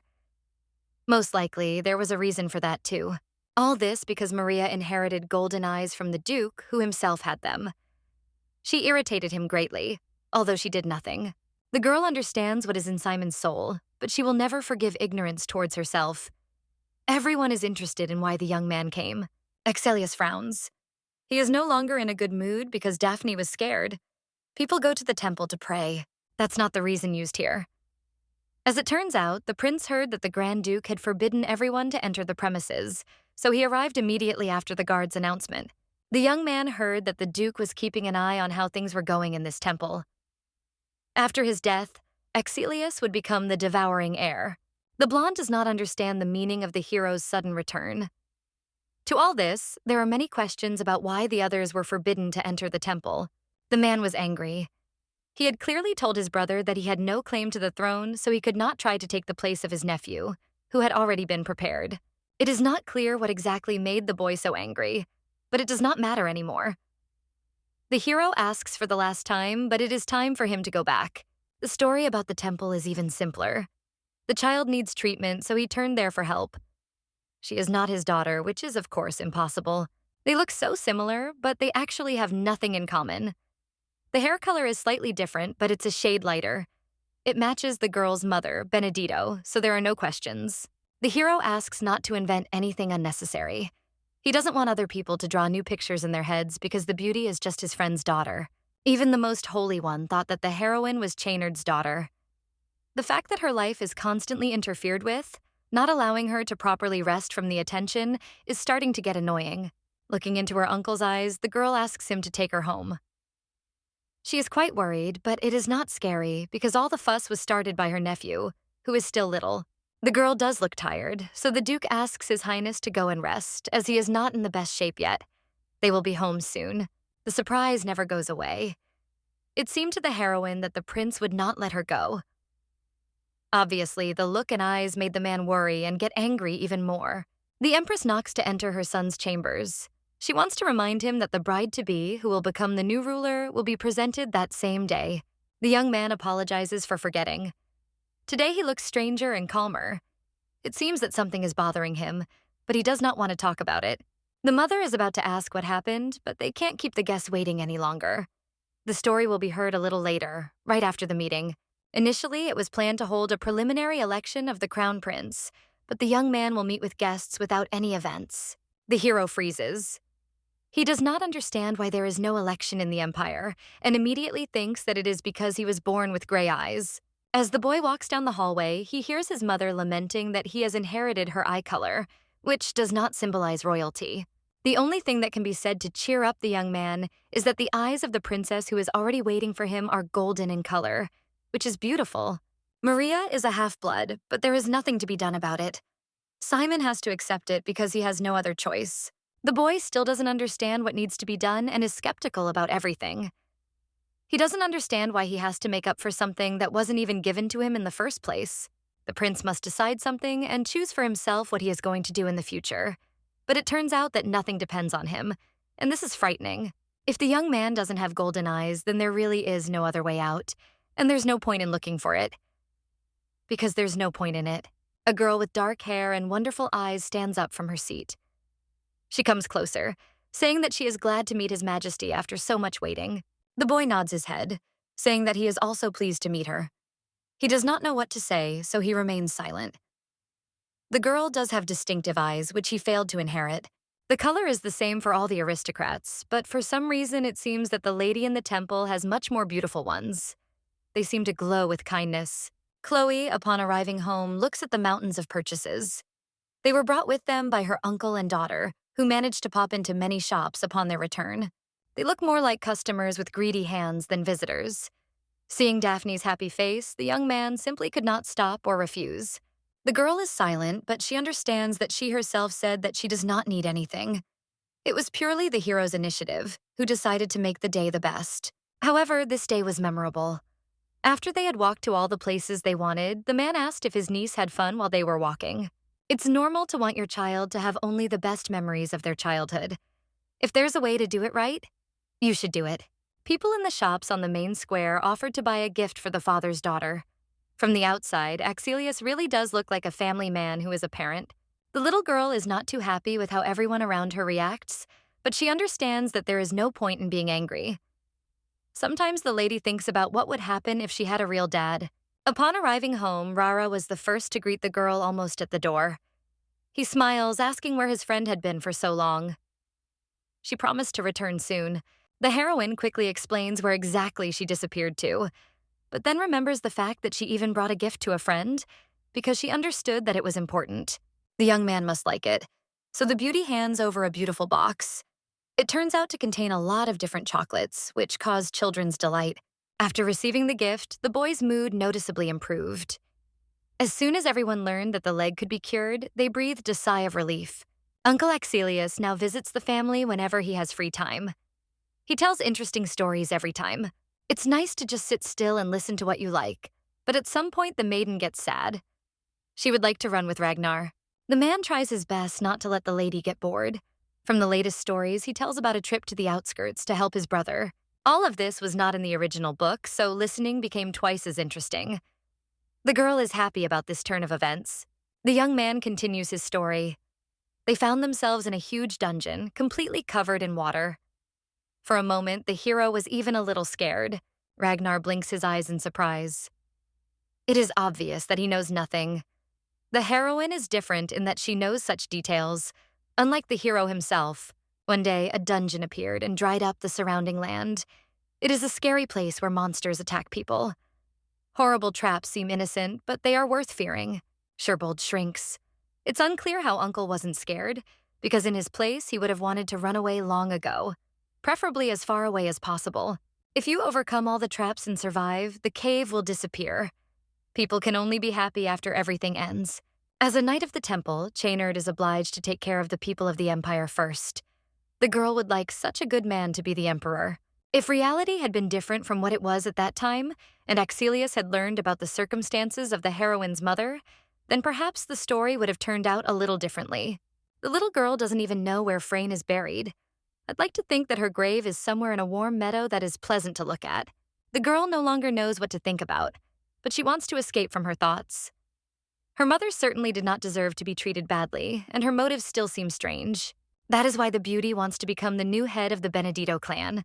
so that even if rumors start to spread, she can finish what she started and take revenge. Someday, everything will be fine. Time goes by too fast, and the long-awaited summer has already arrived, bringing with it sunny days and a light breeze. Thanks to Daphne's tenacity, the treatment has already shown results. The Holy One was also surprised by such good progress. Extending her hand, the lady takes the girl's palm, asking her to try to rise, holding onto it as a support in order to stand on her feet. Virgo is not going to overexert herself, but she needs to stay calm. She tries to stand up, calming the trembling that suddenly played out in her legs for no reason. Deciding to finally stand on the floor, the lady freezes. She can stand almost normally, except that she has absolutely no strength, as if she had just run a marathon. Adults want to cry. Axelius believed his friend, but he couldn't hope to see it so quickly. Daphne is going to try to take at least one step forward to figure out how to go. The little girl almost stumbles. Uncle assures her that there is no point in trying to rush because there is plenty of time. She still intends to do everything as best as possible. The second attempt was much more difficult than the previous one. The girl can't stand normally, but in her head she begs her legs to move, showing results. The face turns red from the effort that seems to be in vain. The step is finally completed, and the heroine can no longer contain her joy. She will finally be able to walk. Axelius squats down, immediately hugging the girl. He is glad that everything will be fine, and at the same time thanks God for how everything turned out. It's pouring outside. The blonde is upset because he's already bought a cake to celebrate his achievement. It's too dangerous to go home. This means that the couple will not be able to return to the estate. They have to wait another half hour for it to be over. They don't want to get caught in a storm. They can spend the night in the carriage, but the man is not satisfied with this. He cannot leave the child in such a place, so he suggests going to his home. Entering the beautiful estate, the lady's mouth drops in surprise. She didn't think she would end up in such a place, with a beautiful interior and many maids around. Everyone bows their heads respectfully, greeting the Grand Duke, who has lingered a little. The mansion looks more like a royal palace. Turning to the butler, the young man asks that Daphne be given water and house clothes. The young lady will not experience even the slightest comfort. All other servants, except the maid and the man himself, must go home. There is nothing else to do there, so it is already in order. The maid offers the little girl to take a bath. She smiles as she leads the girl further. She can walk freely, so the heroine refuses help. The Duke had previously spoken about the child, but the woman had no idea that she would be able to meet the beauty in person. It is clear that this is like a gift from fate. The heroine asks about tea preferences. It's worth warming up a bit before going to dinner. Closing the door, the servant promises that he will be back soon. Come to think of it, the uncle had prepared clothes for the beauty in advance. It seems that he regards her as his daughter, which seems sweet, although not right. I wish this man was the father, but it is Hieronymus. There is a knock at the door. It seems that the maid has returned so quickly, but Prince Simon is there. Unpleasant feelings overwhelm Daphne almost immediately. She moves away, hoping that another interrogation will not begin. The boy is silent, not making a sound. It's scary because he can attack at any moment with screams, just like last time. It was strange. Instead of trying to ruin Benedito's time, Simon suddenly apologizes for what happened last time. The blonde does not want to offend the beauty, and did not want to spoil her mood even that time either. She is not weak, but anyone would be scared if they attacked him. Silence falls over the room again. The young man breaks down, asking the lady to say something. The silence is prolonged because of the unexpectedness of the words, because it did not seem that it would be possible to hear an apology. The wayward prince bowed his head and his gaze softened, which made her feel special. Everything became clear from the first words, so gratitude was heard. The hero is glad that the girl accepted the apology. He catches himself thinking that he shouldn't jump for joy and thereby show his hidden emotions. The young man is in the temple not just to apologize, because we should not forget about the heavy rain that never stopped. The hero asks if the maiden does not like the golden color of her eyes. Virgo chuckles. The other guy was pretty smart. He figured out how she knew everything so quickly. She liked purple better. Gold shows nobility and is a symbol of royalty, but the heroine is not a member of the royal family. This color reminds of a bad person. It seems like the hero is trying to talk about his experiences because he talks about how he thought people liked this shade. Listening to others without getting rid of your own fears doesn't seem like the best idea. To avoid talking, the Virgo says she's very tired. Instead of answering, the young man begins to cry. The beauty notices the tears that form a puddle on the floor. Simon reproaches himself for not inheriting the right color. The boy is sincerely jealous because he doesn't understand how it happened that he didn't get anything. He wanted to be treated well. The blonde clenches her teeth. She doesn't know how to support the man, but instead asks him to stop crying. In any case, everything will be fine if he speaks out. The girl's mother said that if you lock sorrows in your heart, you can get sick. She still can't help, but she can try to fix everything. Even in the worst-case scenario, the girl has no right to leave the child alone. He can tell everything that is on his mind. From generation to generation, the imperial family inherited golden eyes, and both the boy's father and grandfather were there. Even the godfather, the Grand Duke, also became the one who inherited the right color eyes. Only the main character is a little different. He tries to pretend that everything is fine, but his origins are constantly being questioned, which is a little disturbing. Everyone around trembles before the prince and bows their heads, but right behind his back, they keep repeating the same thing. Everyone thinks that eyes should be inherited. Simon doesn't understand what went wrong and why his genes are different. Sometimes you have to wonder if his birth was a mistake. This is not true because no one has the right to decide what kind of children they will be born with. There is nothing wrong with being born special. The lack of golden eyes should not mean that he is not the right heir. It does not change anything, even if people around the boy question it. The parents did not reject the young man and love him as he is. The prince's status is unshakable. Then you need to ask yourself what the problem is. In any case, the man will retain his title in the future and become an emperor. Then, of course, there should be no concern for the bad words that are spoken around. The hero himself is not and will not be to blame for what happened. He could not change before the moment of his appearance, and since it happened this way, this is how God himself wanted him to be. The girl says all the words she wanted to hear from someone a little earlier. Children are not to blame for being born into this world. The boy jumps up in surprise. He doesn't believe that the girl doesn't care that he doesn't have golden eyes, which are usually too important. Simon's eyes fill with tears again. He wishes he could hear other people say the same thing, but it's obviously not going to happen. After a while, the hero finally calmed down. He realized that he had just been consoled by a girl, so he immediately frowned because of the display of emotions. Rogelio apologizes once again for the way he behaved. Now he is ready to formally introduce himself and say that he is the future emperor. The girl smiles, introducing herself in return. She is the heiress of the head of Benedito and the daughter of famous merchants, but not the Grand Duke Axelius. The prince nods. He paces from side to side as he tries to formulate a sentence. There is a desire to do the honor of being Daphne's first friend. The blonde blinks her eyes in surprise, but reminds her in time that she already has a first friend, whose name is Rara. He was considered the only one. The uncle returned back to the estate. He opens the door, asking for forgiveness for the wait, because he was a little late with the butler. The man almost immediately freezes in surprise because he sees a boy right in front of him. He greets the Grand Duke, squinting slightly. Asking when Clemens arrived, the boy gets an answer to his question. The boy was originally going to visit Daphne to apologize. They had already become friends, although the maid had only been gone for about 15 minutes. The Duke was even more surprised because he didn't think that his niece would forgive someone who had scared her so much. The Crown Prince did not wish to cause harm, so he simply offered his friendship, which was immediately and joyfully accepted. Chaynard nods his head.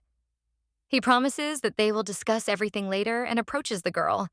They need to discuss some issues with Benedito before everyone goes to bed. Chloe asked for shelter for the baby for just one night because of the heavy rain, but threatened to have the man bring the girl back in the morning once everything had settled down. Next, the young man takes a hairpin from his bosom. The thing is depicted as a beautiful blue butterfly, which attracts attention almost immediately. The heroine tries to remember where she has already seen an image of the thing, so she immediately realizes that it was at the market. The hairpin was on one of the counters. This is a gift for the fact that the beauty decided to come to visit the Duke. Somehow, he noticed that the girl was looking at her. The girl is happy, and the man immediately starts crying from a good moment. The day ended well, because in the uncle's house, the girl received goodies, a gift, and warm memories.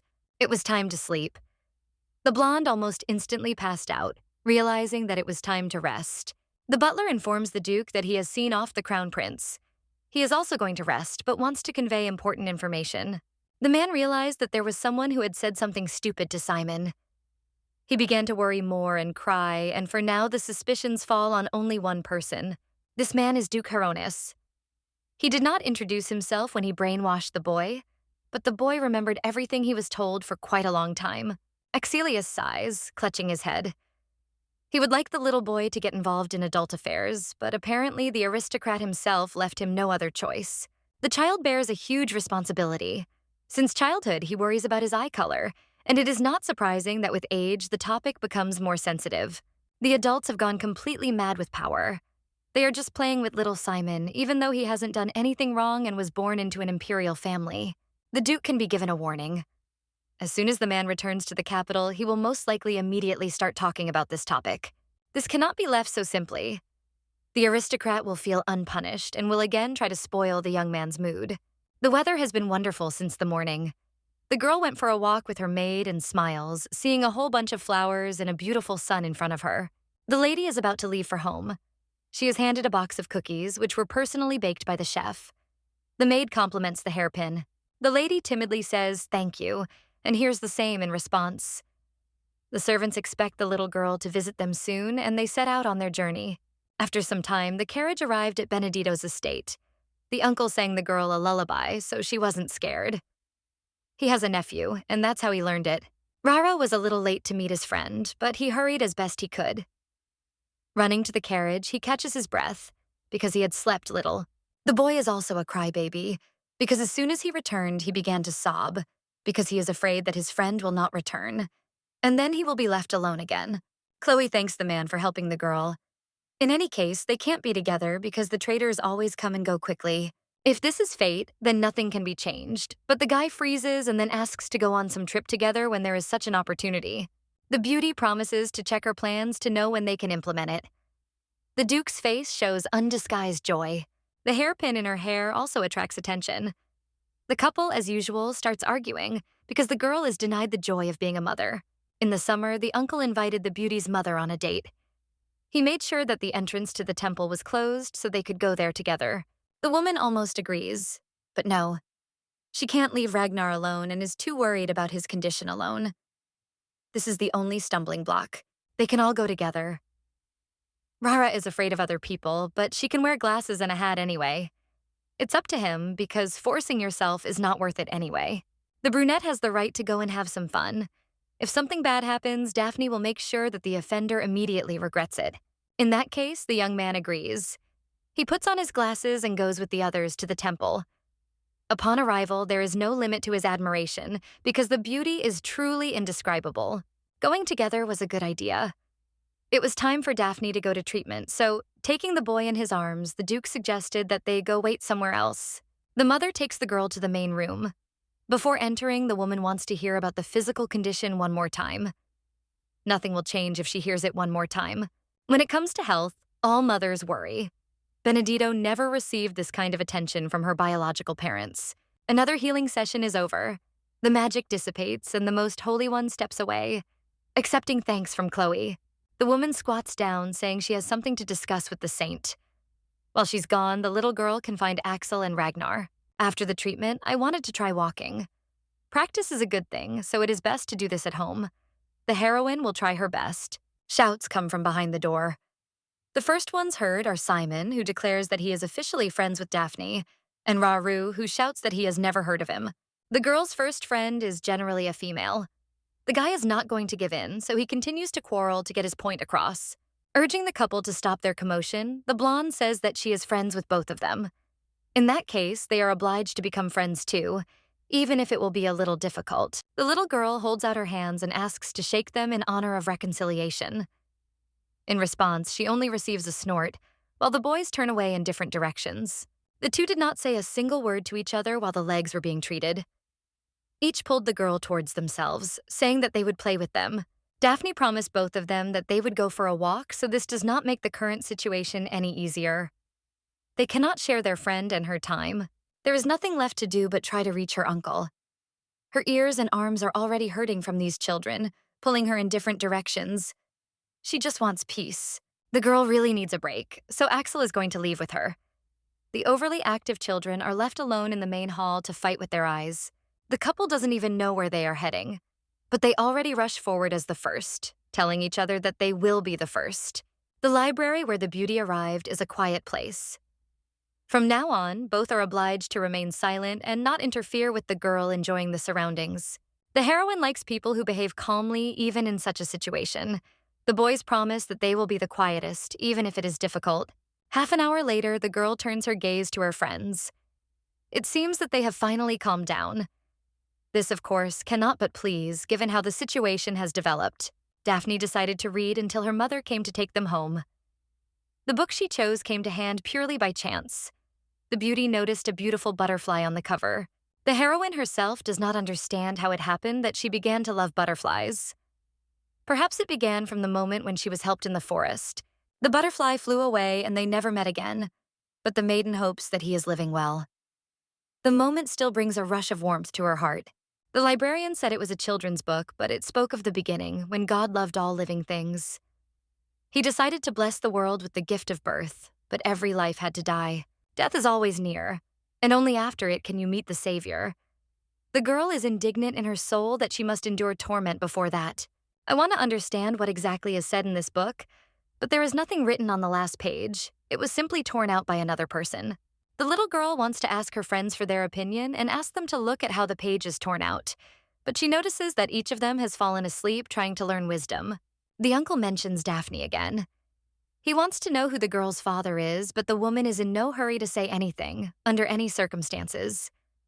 The man is busy in the fortress, so he must shut up and work. Chloe makes a donation to the temple every year. She really wants to make Benedito her heir, even if Lennox and Ricardo still exist. It will work out, and she will do it. Axel doesn't want to do anything bad, but he's just worried. The fragile and small body will have to do difficult things every day. Even the maiden barely survived. The blonde remembers a poem that was in the book with the butterfly. It was mandatory reading and had some hidden meaning. The girl mentions the moment when the baby first arrived at her estate. A child who always tries to conquer death will not be able to remain a conqueror of eternity. Daphne will definitely find her true self and understand that she wants to do something. But for now, her mother will serve as her support. The time will come when everything will be fine. God loves people who weave their own path. The servant tells the Duke that the prince has found a way to the temple. He specifically advised him to stay away from Axelius, but he ultimately did not listen. If the prince dies, the next heir will inevitably be the Grand Duke. The aristocrat Patrick makes strange movements, so the young man plans to use him to kidnap him.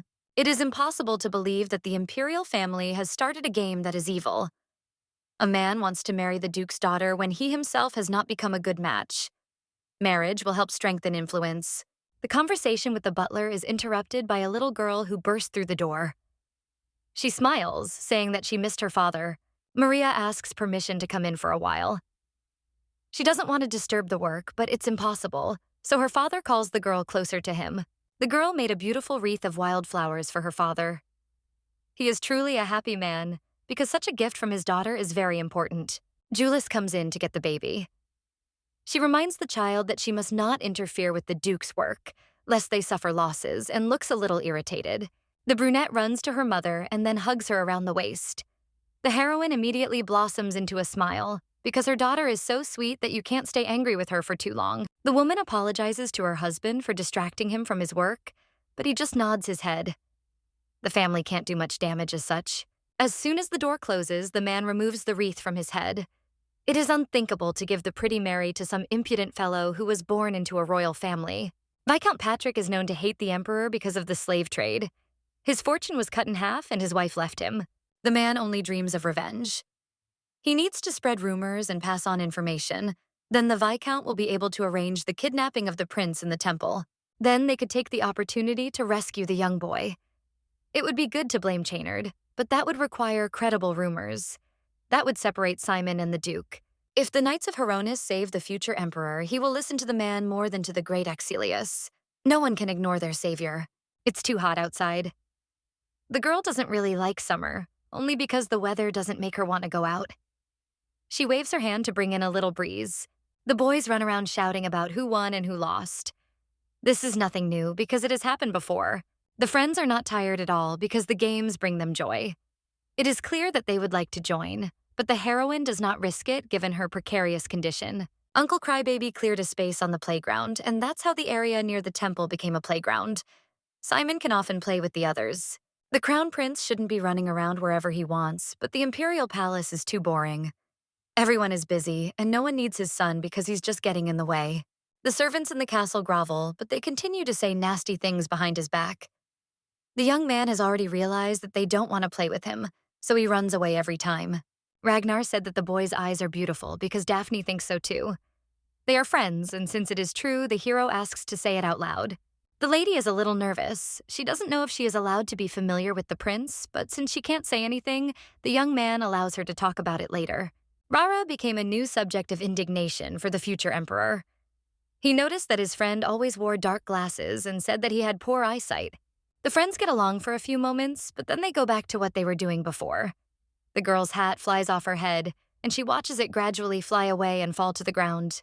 Rara and Simon are sulking again, so the heroine carefully gets up to go get the thing herself. Now she is able to walk a short distance without the chair. While picking up something from the ground, the lady turns around because she notices a strange shadow of a person. It seems that it is Axel, but in front of her appears a strange woman in black. The lady quickly applies a cloth to her nose and mouth. She does not answer the question about her identity and watches as the heroine's eyes gradually close. The prince and Ragnar are next in line, carried into a strange wagon and thrown carelessly onto the planks. The prince lets out cries of pain. The young man does not understand what is happening. Looking to the side, he notices his friends, who were also captured by the bandits and put to sleep. Shouting to be heard, Rogelio asks, "Who are they?" The man with gray hair promises that the question will soon be answered. The Viscount asks why the boy is so afraid. He will understand what will happen to him and his friends, and that is why he will still remain conscious. Now everything has come back. Patrick is a man who was punished for the slave trade, which was forbidden in the Empire. You can't be proud of something that you usually don't want to talk about. The boy irritates the Viscount. He sold out several people, but only because of this he was thrown out, despite all that he managed to do for the Empire. The fake with the wrong eye color must keep quiet.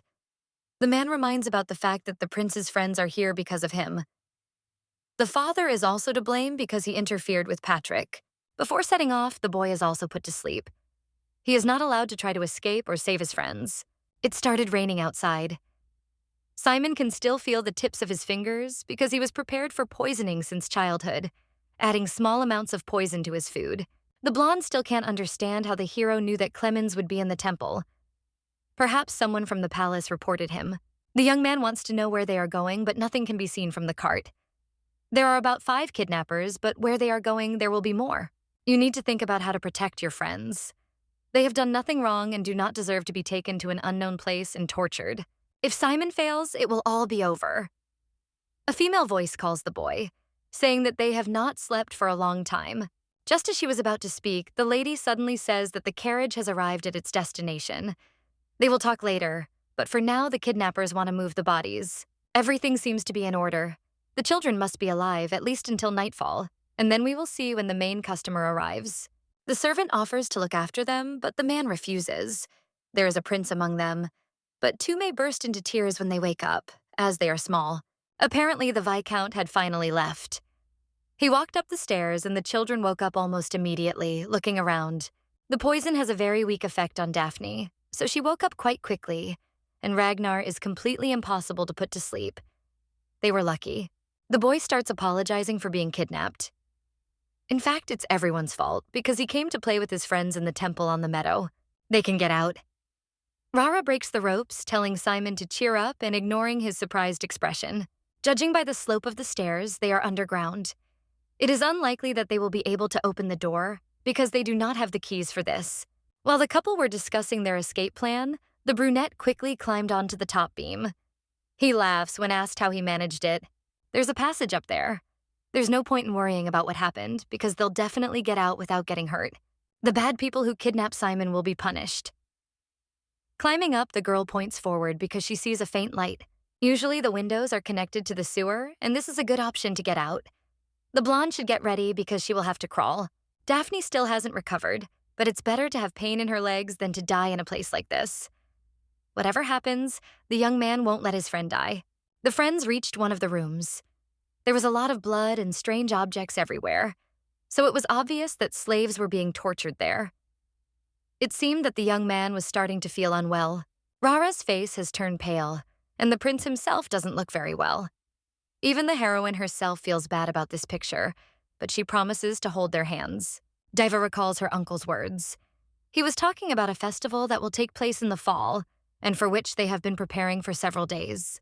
When they get out, they can go for a walk together. They will wear masks at events, buy and eat all sorts of tasty things, and read books. The girl had already escaped death, and at that time it was incredibly difficult for her, but she managed. She was alone, and here, being with friends, everything will work out. Screams are heard in the hallway. The servants have only recently noticed that the children have escaped, so there is a commotion to find them quickly. While the mercenaries are moving away, the heroes quickly run into another room. The prince decided to carry Daphne, so they sped up. A faint light can be seen in the distance. The exit is already very close, and they are about to run away. But behind the door, they hear the voice of the Viscount, who is swearing. The customer will arrive soon. There is nowhere to hide, but in this case, you can hide behind the boards that are nearby. From there, you can clearly see Patrick, but you can't see the others. The children must be found immediately. It's a good thing there was a gap in the wall behind the boards, which allowed all three to hide. The man who was going to take the children had already arrived. It was Berthold who stepped forward, greeting his acquaintance. If this man is really who Daphne thinks he is, then he is Ragnar's brother, whom Chloe did not want to look for. Sherbold forbids the man to smile. He is only trying to hide his mistake, but in fact he does not even know where the children are. The young man refuses help. He does not want anyone to tell him what to do because he himself understands perfectly well that they will find them. There was a child in the group named Ragnar.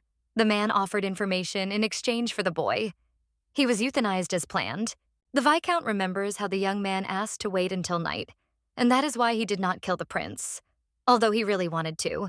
Perhaps the man is lying, which is why Berthold grabs his neck. He hates people who lie mercilessly without even caring what others think. The body falls unconscious to the ground. Before leaving, the brunette says that he thought he would be able to kill his damn cute brother. As Sherbold gets closer to the boards, he almost notices the children. They don't want anything terrible to happen, so they try to move away and are not noticed. The guards continue to argue about whether the children would have managed to escape or not.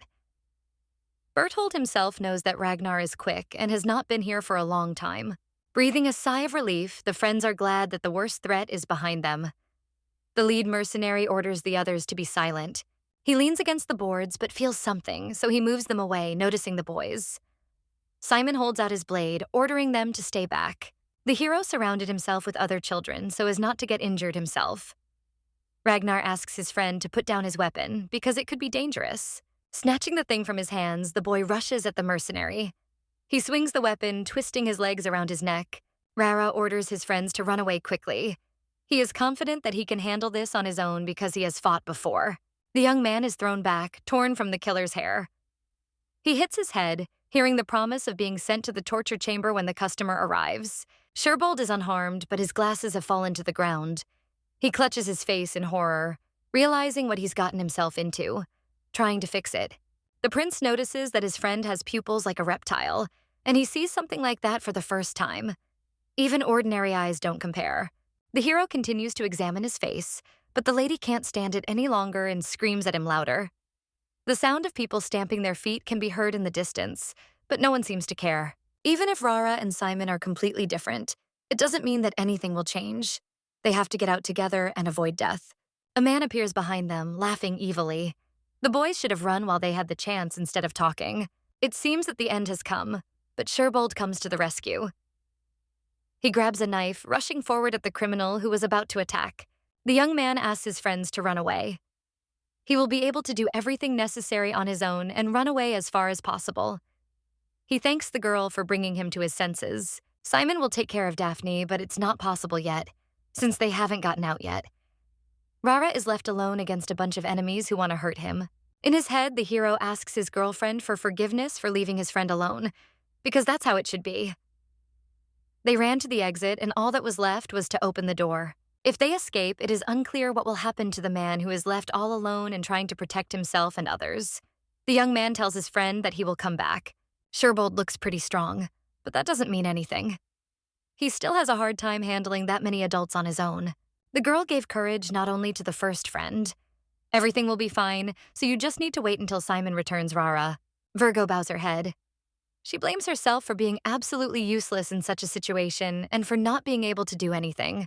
Her thoughts are interrupted by voices coming from behind the door. The girl is afraid that there are even more mercenaries there who will definitely not let them leave. The door opens with a kick. Axel appears in the passage, shouting to the guys that he has come to save them. The young man leans down and hugs the girl. He was worried that it would be too late or that something would happen to them. The prince's cry can be heard from afar. He calls for the Duke to help, still standing with his arms outstretched to protect the already wounded brunette. Without a moment's delay, the hero orders the Knights of the Temple to capture every single one of them. They quickly realize that they are in a terrible situation. The mercenaries will not be able to stand against the knights, and now it becomes clear. The blonde catches His Highness as he falls rapidly to the ground. It's Axel's fault because he's the one in charge of the temple grounds. If anyone finds out, there will be a showdown and suspicions. His Majesty does not suspect the Duke of anything because he knows that he would not do such a thing. There is nothing wrong with that. Before leaving, the young man approaches Rara. His hand has already been bandaged, so his condition has improved significantly. He hands over the glasses.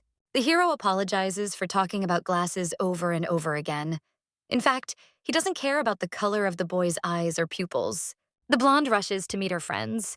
She still can't move too quickly, but she was very worried that they wouldn't come back. There is no point in crying, because now everything is in perfect order. The girl should calm down and digest the situation, looking for some positives. Lennox, too, somehow ended up in this place. He says that all the criminals have been captured and the crown prince has gone to rest separately in a carriage. As soon as the man heard the latest news, he immediately rushed over. He had no right to miss what happened and see his sister. Mama stayed home and Ricardo is helping the Grand Duke clean up. They should all go back together and not worry so much. The young man went to the criminals who had been caught. There were 13 people there, while 11 were dead. Because of these people, the youngest was very scared and almost hurt. They were going to kill her, which makes her incredibly angry. I would like to cause them all pain that is unbearable, but there are many eyes around. It can wait, because it is unrealistic to ask for such a thing. If Chloe were here, everyone would be dead in seconds. The building starts to burn. Death won't happen right away, so the criminals can enjoy the moment. The knights standing outside with Ricardo watch as the house is engulfed in flames. This man is truly a great magician. One of the acquaintances raises his protest. The Viscount is dead, but the territory is still his, which means starting a fire is not the best idea. No one locked the mercenaries in there. The front door was open, so all they had to do was get out, and then the knights would catch them from outside. Even if someone loses their life in the fire, each of them can still be beheaded for treason and threats against the heir. The man keeps showing up, which is annoying. If the problem is in the building owned by the Viscount, then Benedito's family will simply buy it out. There are no more objections, but something interesting remains. On the knights' cloaks is the coat of arms belonging to Duke Hieronis. As the warriors said, they encountered the Knights of the Temple by chance. The leader noticed suspicious people and pursued them to the last.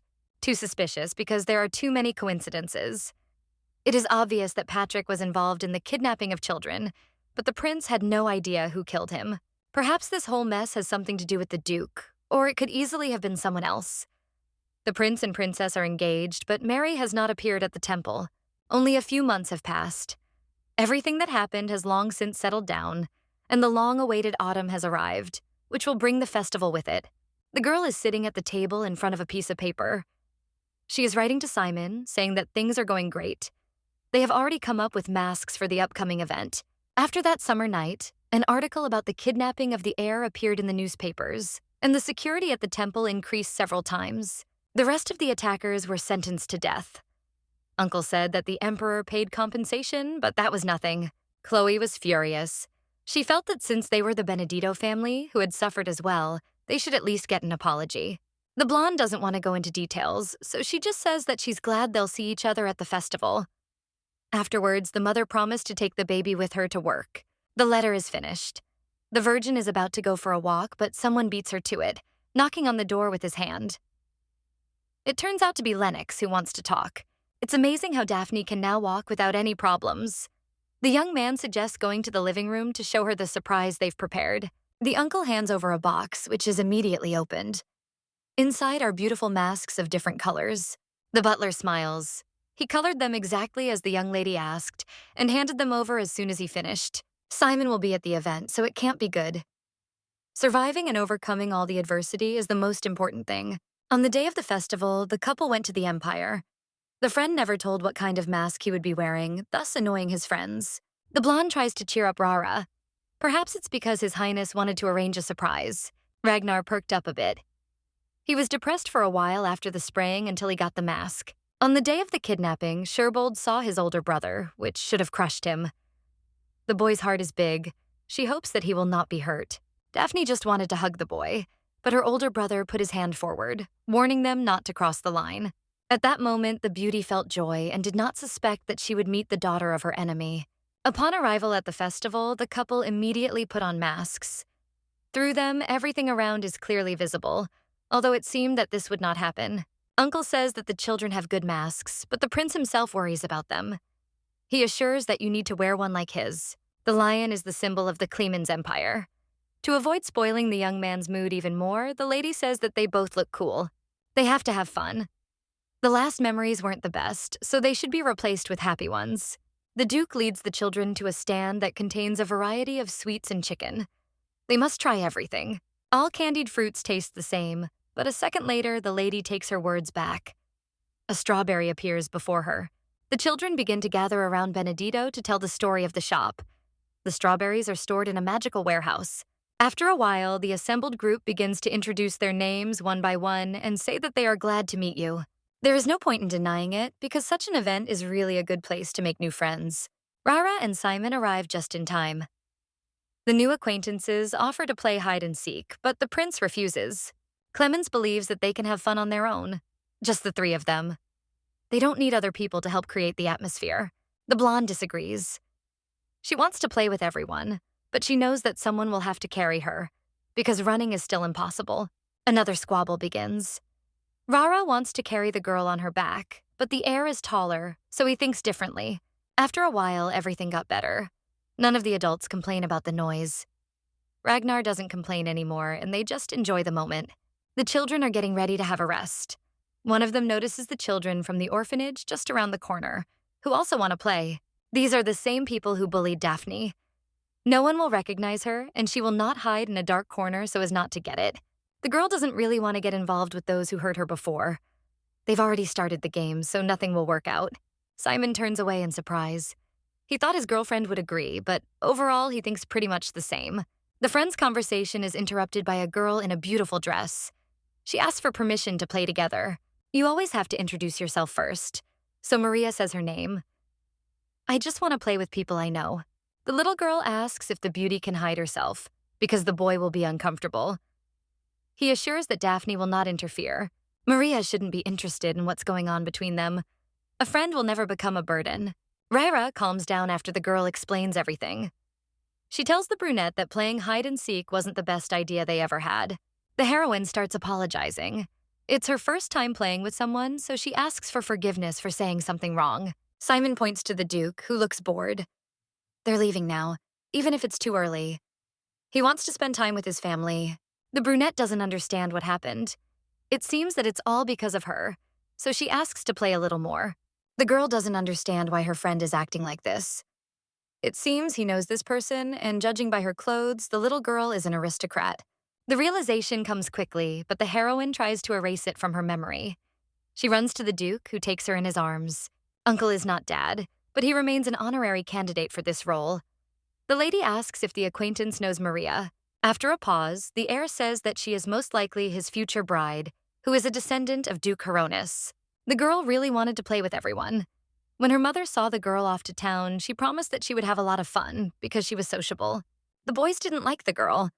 She knows that Julius couldn't be wrong, so she invites the children from the orphanage to play together. The others look on with disapproval. Not everyone wants to play with such children, who are quite strange, but in the end, everyone agrees. On the way back, the heroine was only thinking about who could become Simon's wife.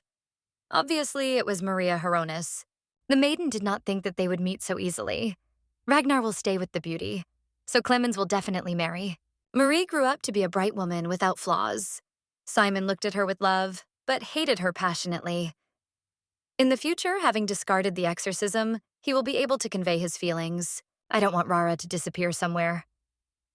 The lady herself doesn't notice how she shudders when someone takes her hand and asks how she feels. It's nice to know there are friends around who will worry. There is no problem. So the lady lies. Finally, the carriage arrived at Daphne's mother's workplace. This is the building of the main trade guild in the Empire, which is known. There is chaos inside. People are running from side to side, but at the same time, they perform all the tasks set before them just perfectly. In order not to distract the others, the young man goes straight to Salvador. He is one of the most important assistants who is glad to see the Duke. The man squats down and greets Daphne. She looks like Axelius's daughter, even if that's not quite right.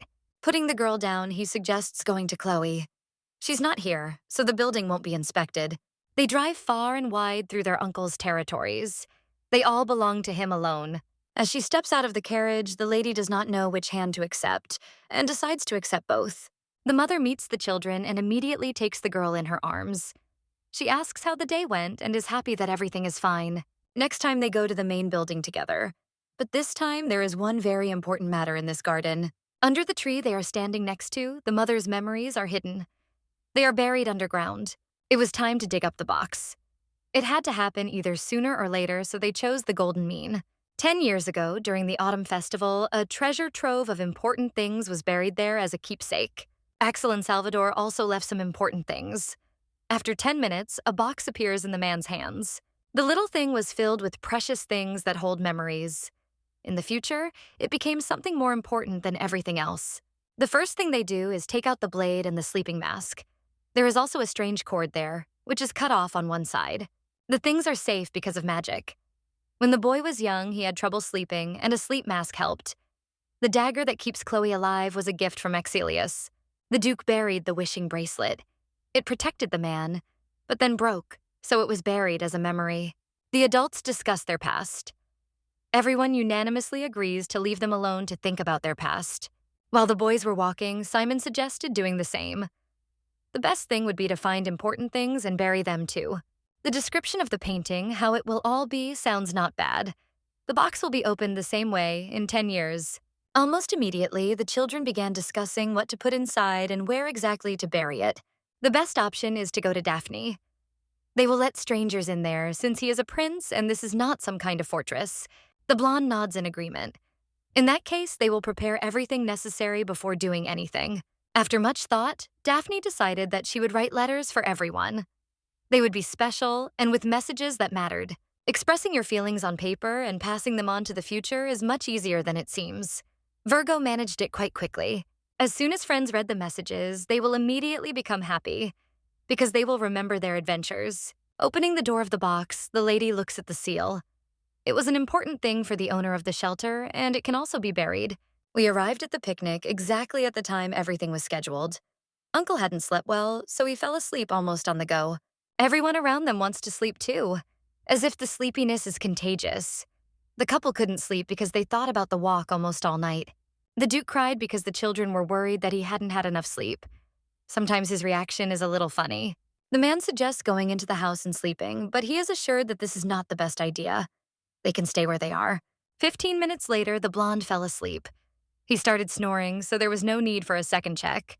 Putting all the necessary things in one bag, the girl says that everything needs to be buried. They can also use magic. What was done will remain a little secret that will not be known. In 10 years, it will all be over. While the boys were rejoicing, Benedito wondered why it was so easy to carry out such a thing on the territory of the mansion. It seems that the uncle had not slept all this time. The boys were too noisy, so it is not surprising that he woke up. The girl turns away, sighing. She's sure that Chaynard won't tell anyone, but she'll have to hide the fact that they were discovered for 10 years. Time began to fly even faster than usual. Winter came, bringing with it the cold that you want to forget about. A whole year had already passed, and a lot had happened during that time. It seemed to the lady that this quiet life was a dream that would end. In the park, the couple spotted their mother and her brothers. They disappeared from sight rather quickly, and the rain only made the situation worse. The mud is too sticky to move normally. The beauty already regrets that everything turned out this way, because she cannot move her legs. The girl doesn't want to become a burden and ask for help, but her legs aren't yet used to the load that's been placed on her. Ragnar himself noticed that the beauty was uncomfortable. He stopped, asking if his friend wanted to be carried on his back. The boy always helps out for no reason, and this time even the rain doesn't bother him at all. I agree. The girl sits on the boy's back.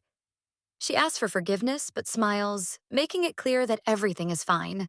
On the way, the friends manage to meet a fox cub, which is much smaller than in the pictures. It seems that he is not okay. The baby is still breathing, but because it is in the wild, it does not eat normally to gain strength. In this case, the baby gets the apple.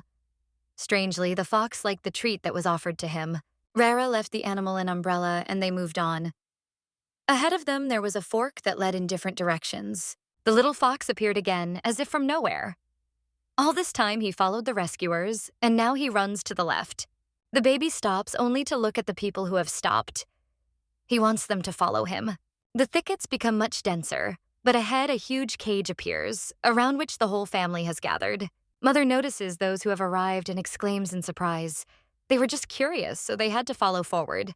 It was possible to get lost by chance, but they steadfastly endured all the hardships and were able to reach the finish line. Lennox smiles as Ragnar says that those two are constantly creating new problems for themselves that are completely unnecessary. Pointing his hand to the side, the young man asks his friend what kind of fox it is. She has completely forgotten about its presence. The lady completely forgot that there were many dungeons in the second part of the original, but Rara always claimed that he was not afraid of getting lost. He was helped by a fox guide. This animal must go home. Asking her mother for permission, the lady hears her immediately agree. Raising someone is a huge responsibility, but each of them promises to take care of them and do everything they can to make their life better. Chloe nods. Don't forget about the importance of life and treat the fox as a friend and a new member of the family. The baby makes funny sounds, so they are going to name him Kiki. Caring is the most important thing in the world.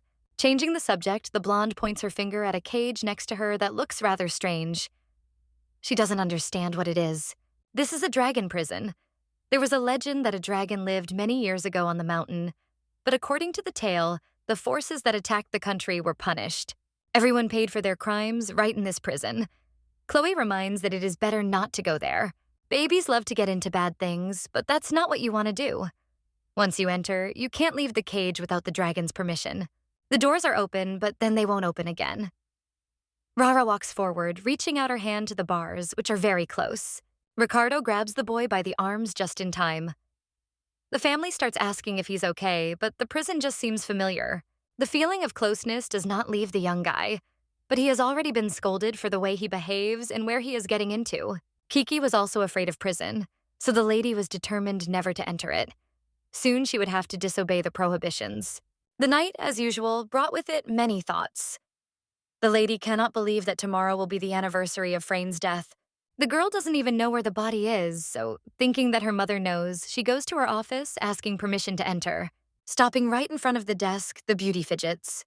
Noticing the problems, Chloe offers milk to calm down. The girl added a little honey, thereby making the drink much tastier and more soothing than it was before. Gathering her strength, the lady asks what happened to her birth mother's body. She is still worried. The Benedito family took care of that. There are many oddities in the accusation against Freyne, since she was punished too harshly for a princess of the Oswald Empire. The blonde freezes in horror. She didn't know about such details, all the time thinking that there was no point in going deeper. The maiden tries to calm down, asking why the princess received such a cruel punishment and why no one helped her. Daphne herself couldn't do anything because of her age, but the adults could. There is a civil war going on in Oswald. Ever since Freyne's imprisonment, the girls' brothers had been waging a war for the throne, and it had been a rather bloody battle to the death. The crime must be serious, because in the original, people hated her so much that they even killed her daughter. The girl really doesn't understand what the princess did to the people from the slums that made them so angry with her. It all happened 8 years ago, when people started disappearing. It seemed that Freyne sacrificed them to the cursed wife of Hieronis. She had been following the Duke all this time, and everyone decided that she was blinded by jealousy. This can't be. The baby still remembers the hands that held her tenderly. The woman was locked in the tower, and she kept calling for her husband. There are indeed many strange things about this case. Chloe doesn't believe that it was all true, so she conducts her own investigation. There was not enough evidence during the trial, but the verdict was still passed. It was as if the judges were trying to finish quickly. Freyne's death is just a piece of the puzzle for the couple's happy ending. If it weren't for Julius, the Empire could have helped her not die so painfully. Benedito hugs the crying girl. She promises to make her as happy as her own mother and to do everything possible. Soon all the small details of the investigation will be revealed. The girl has never heard of betrayal, so this also surprises her. Axelius enters the room, apparently standing outside the door, and discusses with Chloe his meeting with Simon at the temple, asking if they talked about Frayne. He wants to discuss everything later, but the blonde starts putting the puzzle together in his head. That's why they didn't tell him who the baby's father was. She is the daughter of Frayne. The young man's face seems to freeze with hatred or disappointment, so Daphne hurries to her room. It seems that the man is angry or disappointed with Benedito. The relationship will never be the same again, and this will not fix anything. Entering the room, the young lady notices Kiki at her feet. He woke up by pure chance, but he helps a lot. The girl is glad that he is there. Before going to bed, the lady decided to go to Rara. He knows exactly how to cheer you up, so she knocks on the door, watching the sleepy expression on his face. Daphne began to cry incessantly. Perhaps she had just had a bad nightmare, but the young man promised to dispel all doubts. There is pitch darkness all around, taking over the consciousness, but the boy shines so brightly, lighting the way out to the light. He will always be there, just like the fox. The blonde starts crying again. He can't believe that Chloe dared to lie, saying that this was her daughter and not the villain who was in the tower. The heroine does not see any problems. This is not her biological child, but she is also considered a daughter, because everyone has already gotten used to her. Axelius doesn't understand how it is that he is not trustworthy. Perhaps it is because the man is a member of the imperial family.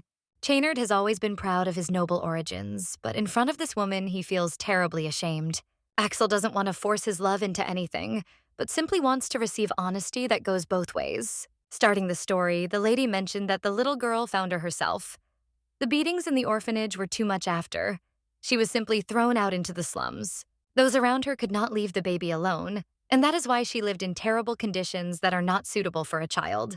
Daphne injured her leg while fulfilling the request with the flower and almost died, but said that this was not the worst thing. An innocent child begged for help. She was simply trying to escape death. And if Daphne had revealed her secret, life would have become much more difficult. The woman knows that Axel can be trusted, but because of what was happening, she was very worried and could not tell the truth. The girl has another nightmare. It's as if someone is catching up with her, and at the last moment she wakes up, jumping up. It's just a dream, because it's not so scary to fall into someone's hands. The fox cub was also a little scared because of how his mistress was behaving. Rara was sleeping nearby but never woke up. Lennox, checking on him, said the boy had a high temperature. The young man regrets that he won't be able to go to the show. He also wanted to see Simon, but now nothing will happen. Virgo doesn't know how she can leave completely alone, but she has been waiting for this performance for a very long time, so she can't refuse. Extending his hand to his friend, the brunette promises that everything will be fine, hoping that his friends will have fun even without him. The kid was also looking forward to going to the city, but he still thinks about Benedito. She will be back at the estate very soon. There was silence in the carriage on the way to their destination. They had always chatted amiably before, but that would no longer happen. Starting the conversation, the girl says that she did not want to deceive. Mom is not guilty either, because the heroine herself asked to come to her house. The girl speaks as if she did something bad. The child of a sinner is not guilty of anything because he builds his own life. The lady still thinks that nothing changes because she remains the daughter of the villain. She must be hated and wish the worst. Jumping up from his seat, the blonde asks again, but the little girl shrinks. She thought that she was about to be hit. It's a habit that was left over from the orphanage, and it's embarrassing. The boy didn't want to do anything bad and will keep the secret until the very end. Half an hour later, the carriage arrived at the Empire. The girl quickly jumps out of it to see Simon. They haven't seen each other for a long time, but Ragnar hasn't arrived. He has a high temperature, but it looks like a common cold that will go away soon.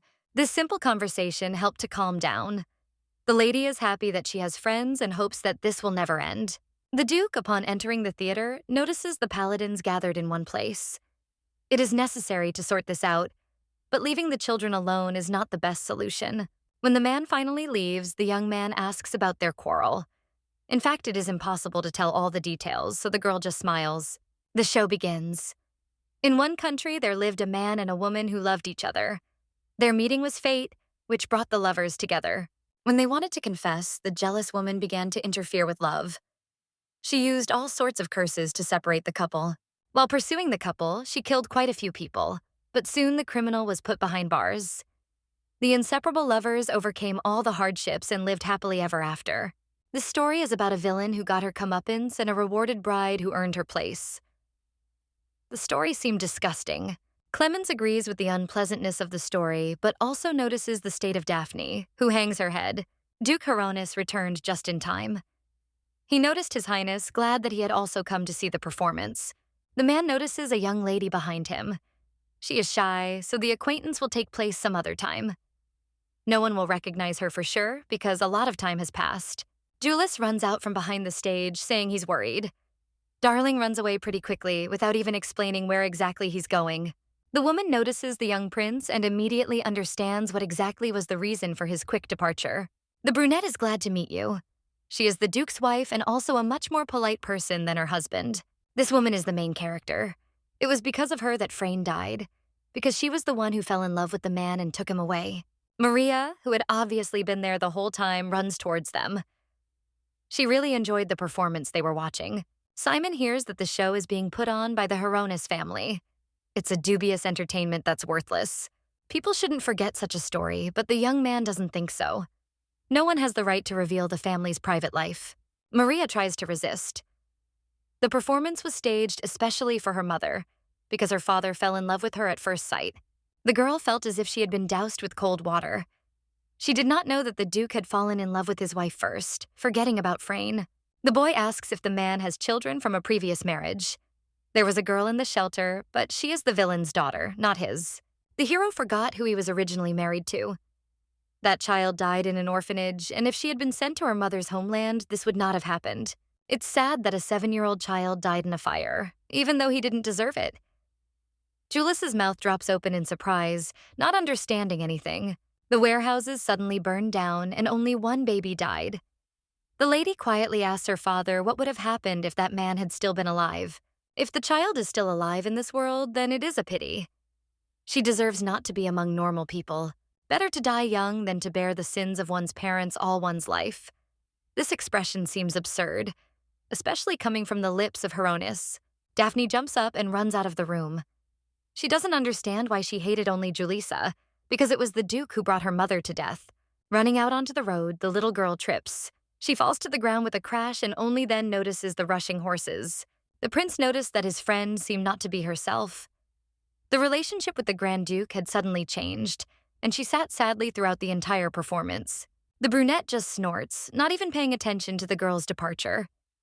According to him, a well-behaved child would not behave like that.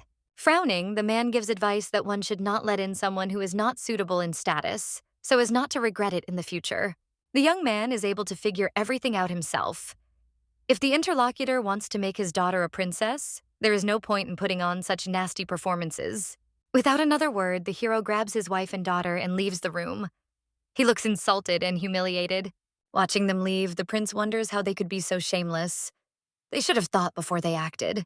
The young man goes outside to look for Daphne. He doesn't know where she could have disappeared to so suddenly. A crowd of people attracts attention.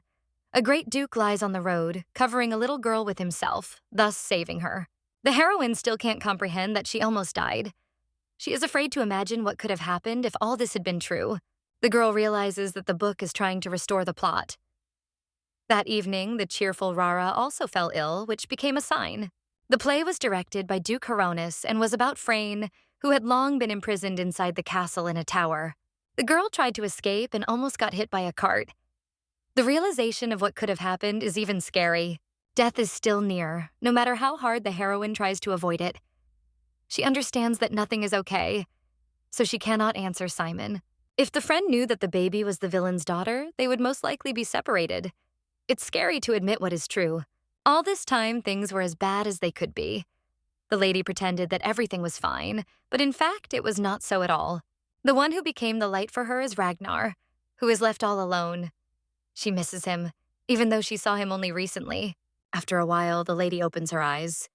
She didn't even realize how she got home, but her mother's voice brought her to her senses. The doctor said that the girl was not hurt, but in fact, there were still worries. The heroine asks where Sherbold is. Ragnar is resting in a separate room. The blonde does not want to stop because she urgently needs to see the one she misses. The room is empty. The lady does not know where the boy has gone because he promised to wait where he was when she left for the festival. The girl notices her friend in the corner. He looks at her with pitiful eyes, but then tells Daphne to run while she still has a chance. It's all too strange to fully comprehend, but within seconds the guy is already rushing forward with a knife, still begging to run away. Rika, who noticed everything that was happening, ran into the room in time. He throws the boy back with a magic circle. The blonde is afraid that there is no way out. She realized that she is still inside the story that is trying to change everything. Ragnar wanted to kill his friend. Perhaps Frine really was a terrible sinner. Or maybe she was made that way for the sake of heroes. If this is true, then Daphne too must become a sacrifice for the sake of the happy future of others in this story. Tears are streaming down her cheeks, but the lady still doesn't want to give in. She remembers the promise she made when she left the shelter. The lady will definitely change the plot of the original. She is obliged to make people around her happy. Lennox and Ricardo discuss what happened to the mother. She says that her daughter is still sleeping, but Ragnar, on the contrary, is worried. The magic has ended, but now, as if again, everything has returned to normal. Such a puzzle drives the young man crazy. Rara can't trust himself because he's afraid of hurting someone. He decided to lock himself in a cage. It's all because of the heroine's greed. She tried to stay close to the one who was supposed to be in charge, and now fate has punished her for it. As she leaves the estate, the girl sits Kiki down on the ground, asking him to take her to the cage where her friend is sitting. It is necessary to fix what happened before it is too late. The boy blames himself, but in fact does not understand that it is not his fault. Noticing Daphne, the young man almost immediately begins to apologize. He did not want to spoil anything or attack. Forcing Ragnar to listen attentively, the maiden reveals that she has known their future for a long time and what it should be. She knows for sure that she will not die and will live happily ever after. These words serve more as a consolation. Daphne was once very afraid of death, so she ran away to the place where she definitely had the right to survive. In the future, the young man will become an heir and will also become close to another girl and live with her in marriage. She knows all this in detail. It sounds ridiculous, but that was the plot of one of the books. It's not a true story, so Sherbold doesn't immediately believe it. The girl ran from death for a long time and thought that everything was over. But now it is clear that if you want to change the future, you need to change everything. If the lady stays with her friend, he will definitely try to kill her. The guy doesn't understand how a friend in her right mind could talk about something like that and doesn't believe that they are in a book. The boy screams desperately. He does not intend to kill Benedito because he considers her someone important. Ragnar has every right to be offended by the words that will be said, but in reality, they are not destined to be together. Rara still tries to say something, but the girl interrupts him. The fatigue from screaming is growing and she just wants to live. I want to escape from the worries about when she will die. To do this, I need to change the merciless fate that is in the way. In this case, the brunette is obliged to close the cage. This is what he can do to disappear once and for all. Benedito shouldn't cry over trifles. It's hard for a guy to see the tears of someone he cares about more than himself. The cage closes. Not understanding what to do next, the girl rushes from the place to call someone for help. The girl woke up the next morning with her mother asleep next to her. She doesn't remember how she ended up in bed. I remember how she spoke to Rara when they went into the forest. After that, all memories are sucked into the fog, which does not allow you to remember anything. Horror covers her mind, so the little girl jumps out of bed. They urgently need to do something to get the young man. Helping the girl get dressed, the woman promises that everything will be fine. They can go together with Lennox to get into the forest. There was no cage in the forest, only a trace of blood in that very place. It was as if the lady had killed her friend in order to survive on her own. If the girl hadn't tried to change her fate at all, everything would have been fine. Now it's unclear where the young man disappeared to. Chloe understands that Ragnar did wrong. If only he had seen Daphne when she was crying in the forest, he would have understood everything without any questions. The woman wanted the boy to have good memories, but for some reason things turned out differently. They didn't succeed, and this is someone else's problem. Axelius knows that his daughter is not well. He still does not know how he can help, so he looks helpless even in this small matter. Turning to Chloe, the young man asks if everything is okay if the girl is not with her now and left her completely alone in the room. The blonde knows that her daughter is sleeping and she needs to finish her work before she wakes up. Later, she will take care of the rest of the important papers. Winter should be less of a hassle, but the problem is completely different. The family has decided to leave the Clemens Empire. The girl was ill for a long time and got back on her feet only a week later. She does not know why everything happened to Ragnar and not to her. Noticing her mother, the little girl immediately hugs her. She sincerely asks for forgiveness for all the wrong things she did. The girl will still remain the heir, and there is no point in saying that she is stupid. One mistake does not mean anything at all. Smiling, the mother asks the little girl if she would like to visit outside the empire. A trip would help to unwind. The girl is unhappy being in one place, and even more so, such a large guild cannot stay in one place. They can explore the continent as a family to see what they all need most. It may be considered an escape, but it is still important. Mom doesn't get a precise answer, and instead, she is asked about what they talked about that very night in the office. Many corpses were found in the basement of Duke Hieronis' estate, but no one attempted to cast a curse. There was no evidence of Freyne's guilt, and the servants could say nothing definite. The trial will end suspiciously quickly. This is still in doubt, given the treachery of the man. If the criminal had been the girl's father, he would have been able to defend himself and not receive such punishment and then death. With such power, the man did nothing, even if he no longer loves the villain. This is because he himself invented the accusations. Chloe apologizes for not being able to look into the case a little better to understand exactly what to do next. It was as if someone was deliberately interfering with the investigation, trying to lead it astray. Perhaps the original is trying to return everything to its original state. If, by the will of the book, the villainous mother died, it will be difficult to avoid the fate written on paper. Let's hope that everything can be fixed. Freyne's name will be cleared, and the girl herself will live happily. There is a long way to go. Now the girl will no longer be afraid of death. Ragnar is dead, and it can't get any worse, because everything will only get better. Now the lady is going to not only survive, but also protect everyone else. Previously, the goals were a little different. That's why the lady has to become stronger and cope with everything. She offers Chloe to go to Oswald. Simon received the news almost immediately the next day. He couldn't believe that Rara was gone just like that. Daphne, in turn, cannot meet the guy because she and her family are leaving the Empire for another country. Turning to the Duke, the young man tries to find out the truth. From his expression, it becomes clear that he knew everything from the very beginning. Dressing quickly, the boy tries to escape quickly to visit the girl before it's too late.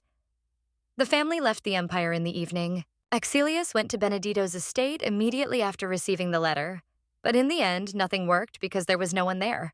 Something happened that day, but what exactly is still unclear. The boy's eye color and pupils were always like that because of the illness, but perhaps there was something else.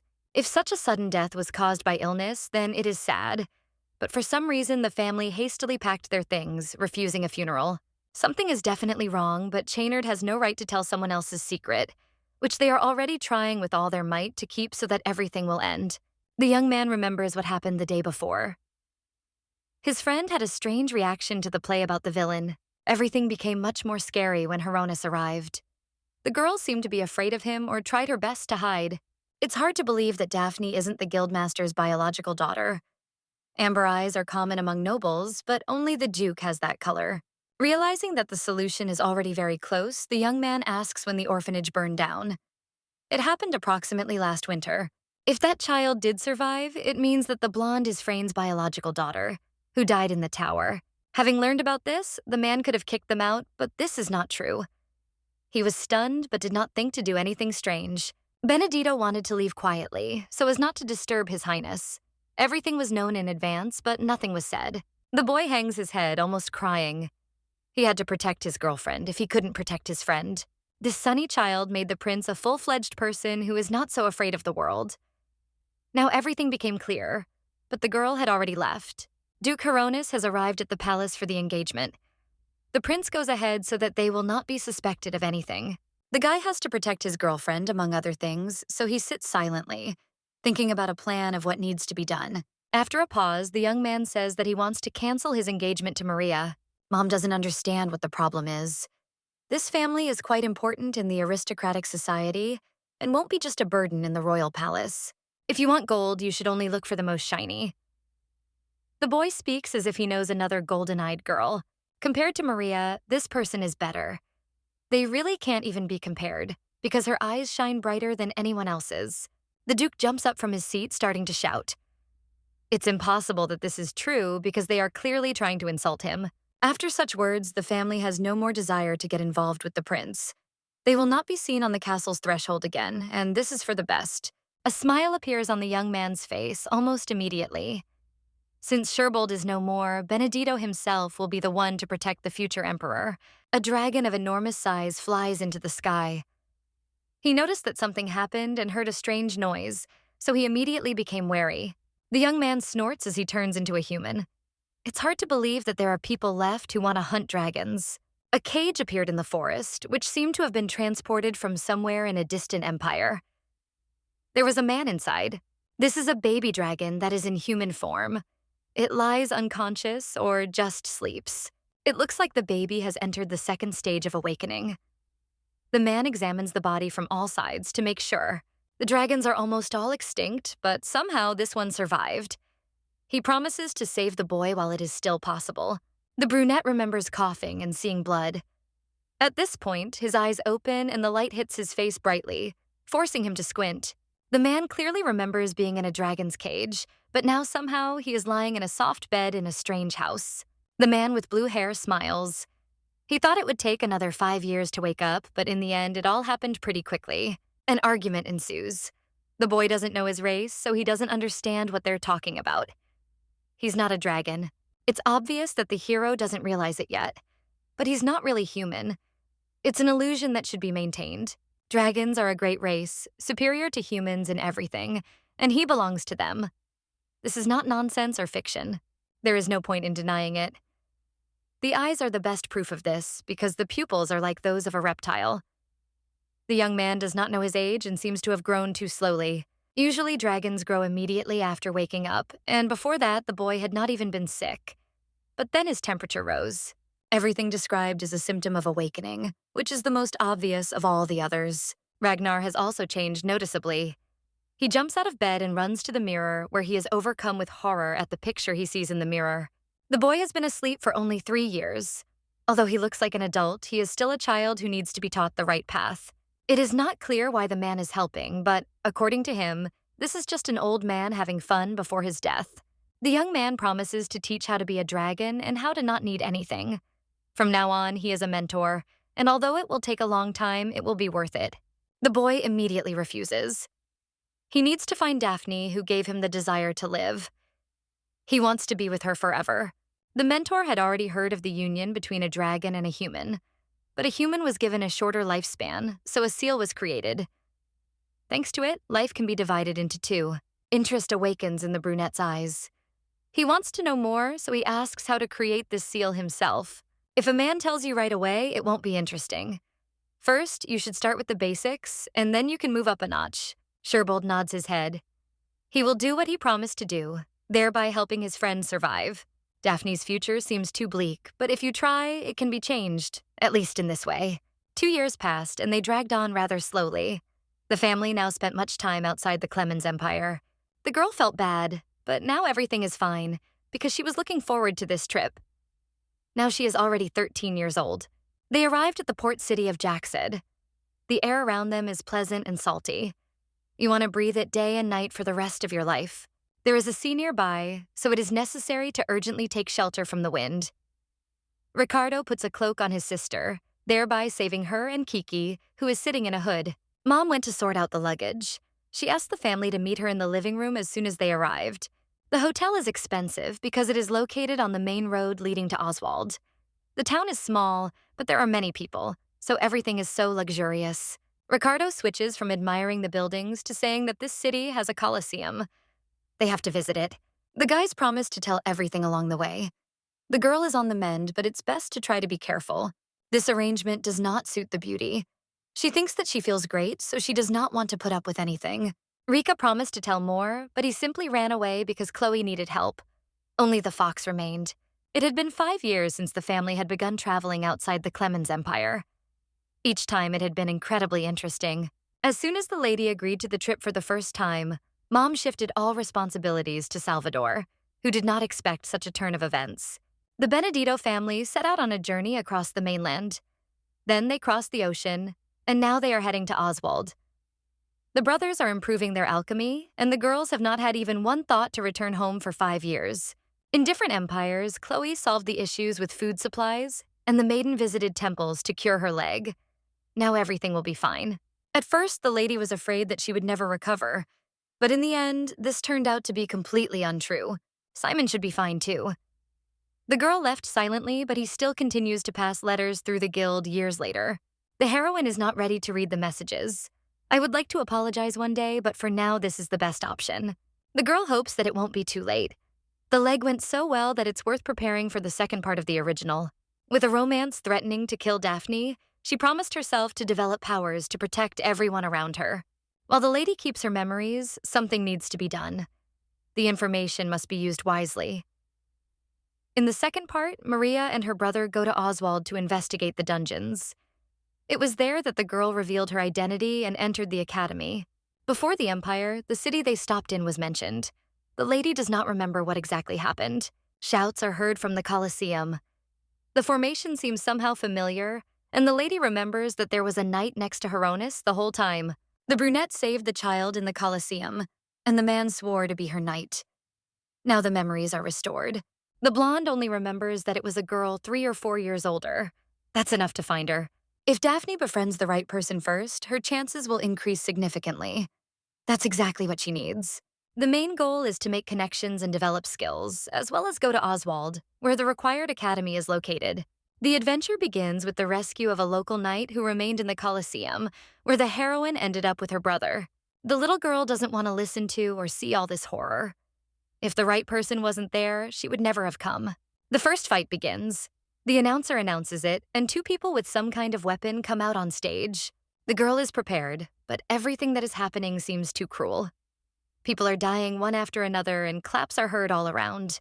Had to endure, but it looks like everything is too complicated, so the lady will return empty-handed. Another couple comes on stage. It seems that the last fight is worth watching. The girl with red hair seems quite familiar. The fight will be between the fallen aristocrat Fleur and the axe-wielding man Logen. The axe is clearly stronger than the sword, and if you look from the stands, the warrior is clearly not in the best position, because he can easily die. Obviously, people wouldn't come if the fights were boring. All that's left is to keep quiet and watch from afar. Fleur deftly dodges to do as it should be done. The man, on the other hand, falls to the ground with a crash. Even Rika is interested in what is happening. Diva fights without even using a weapon, because it serves as something unimportant to her. After the tournament ended, Daphne came to the deputy. Fleur is a combat slave, so she must first get permission from her master. Ricardo heard that ordinary mercenaries are involved. Because of the war, combat slaves appeared, but they are of no use because they only know how to fight. Such people are killed when they become useless. Everyone wants to live, but no one asks about it anymore. The girl's owner is away on business, but they can simplify everything. The young man clearly hints that he wants to get some money. Approaching one of the cages where the fighters are kept, the man calls out to Fleur.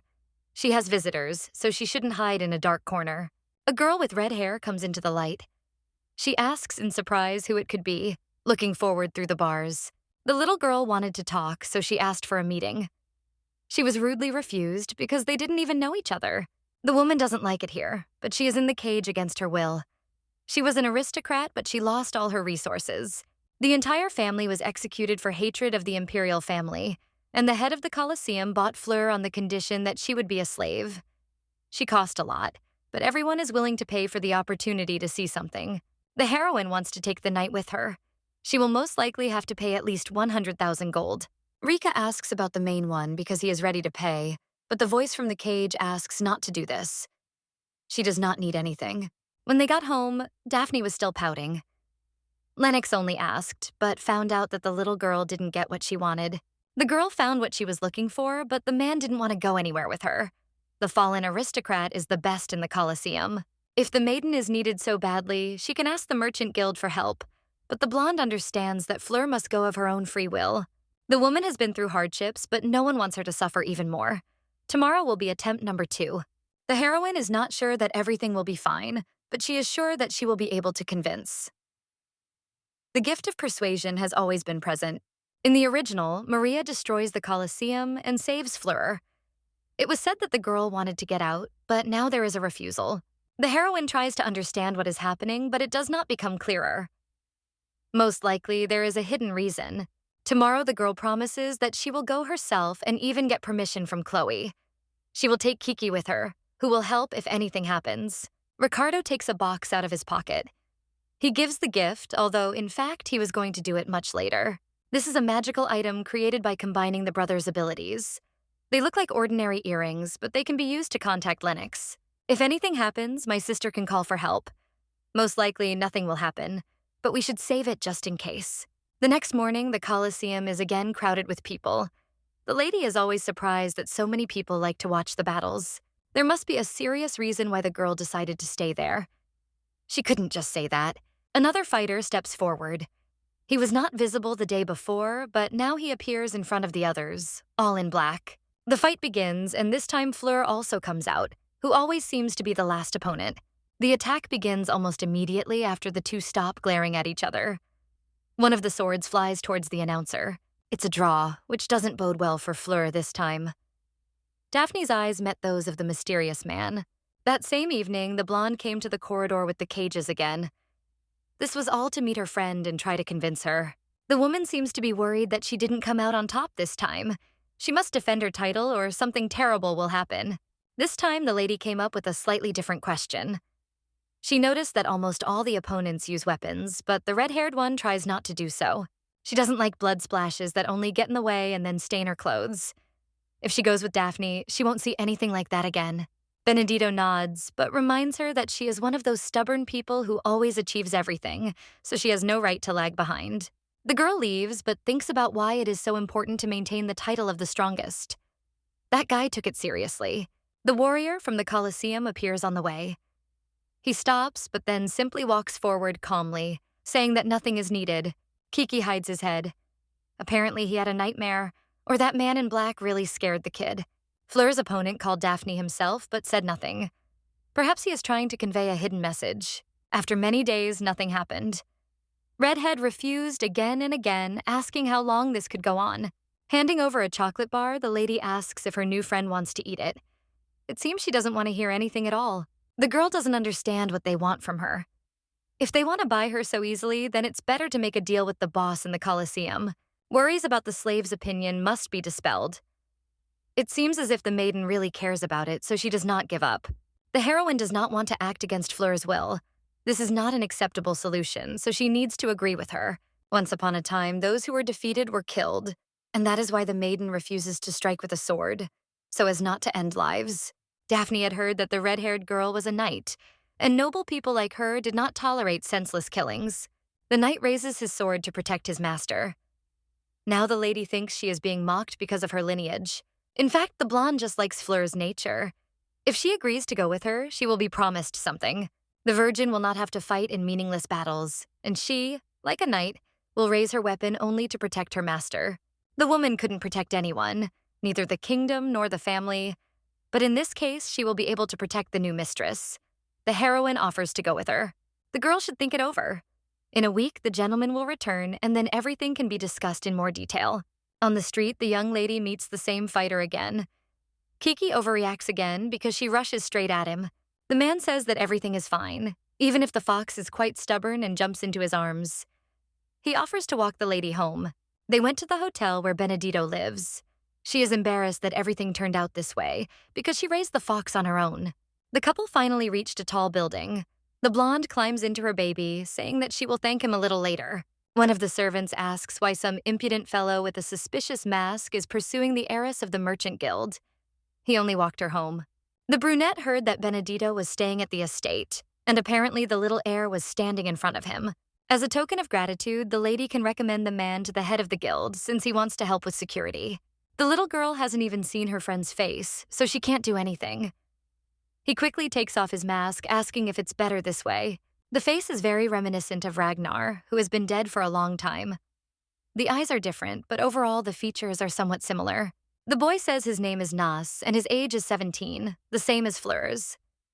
She hoped, but nothing came of it because it is not Sherbold. He is a free mercenary who has good skills. The girl saw him at the tournament, but then she wanted to go into security. It's hard for a mercenary without a master to get into Oswald. The heroine nods, promising that she will do everything in her power. Chloe goes outside, noticing her daughter.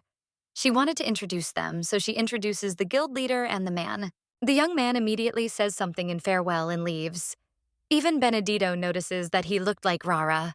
It is impossible for a dead person to appear before a living person in such a way as if nothing had happened.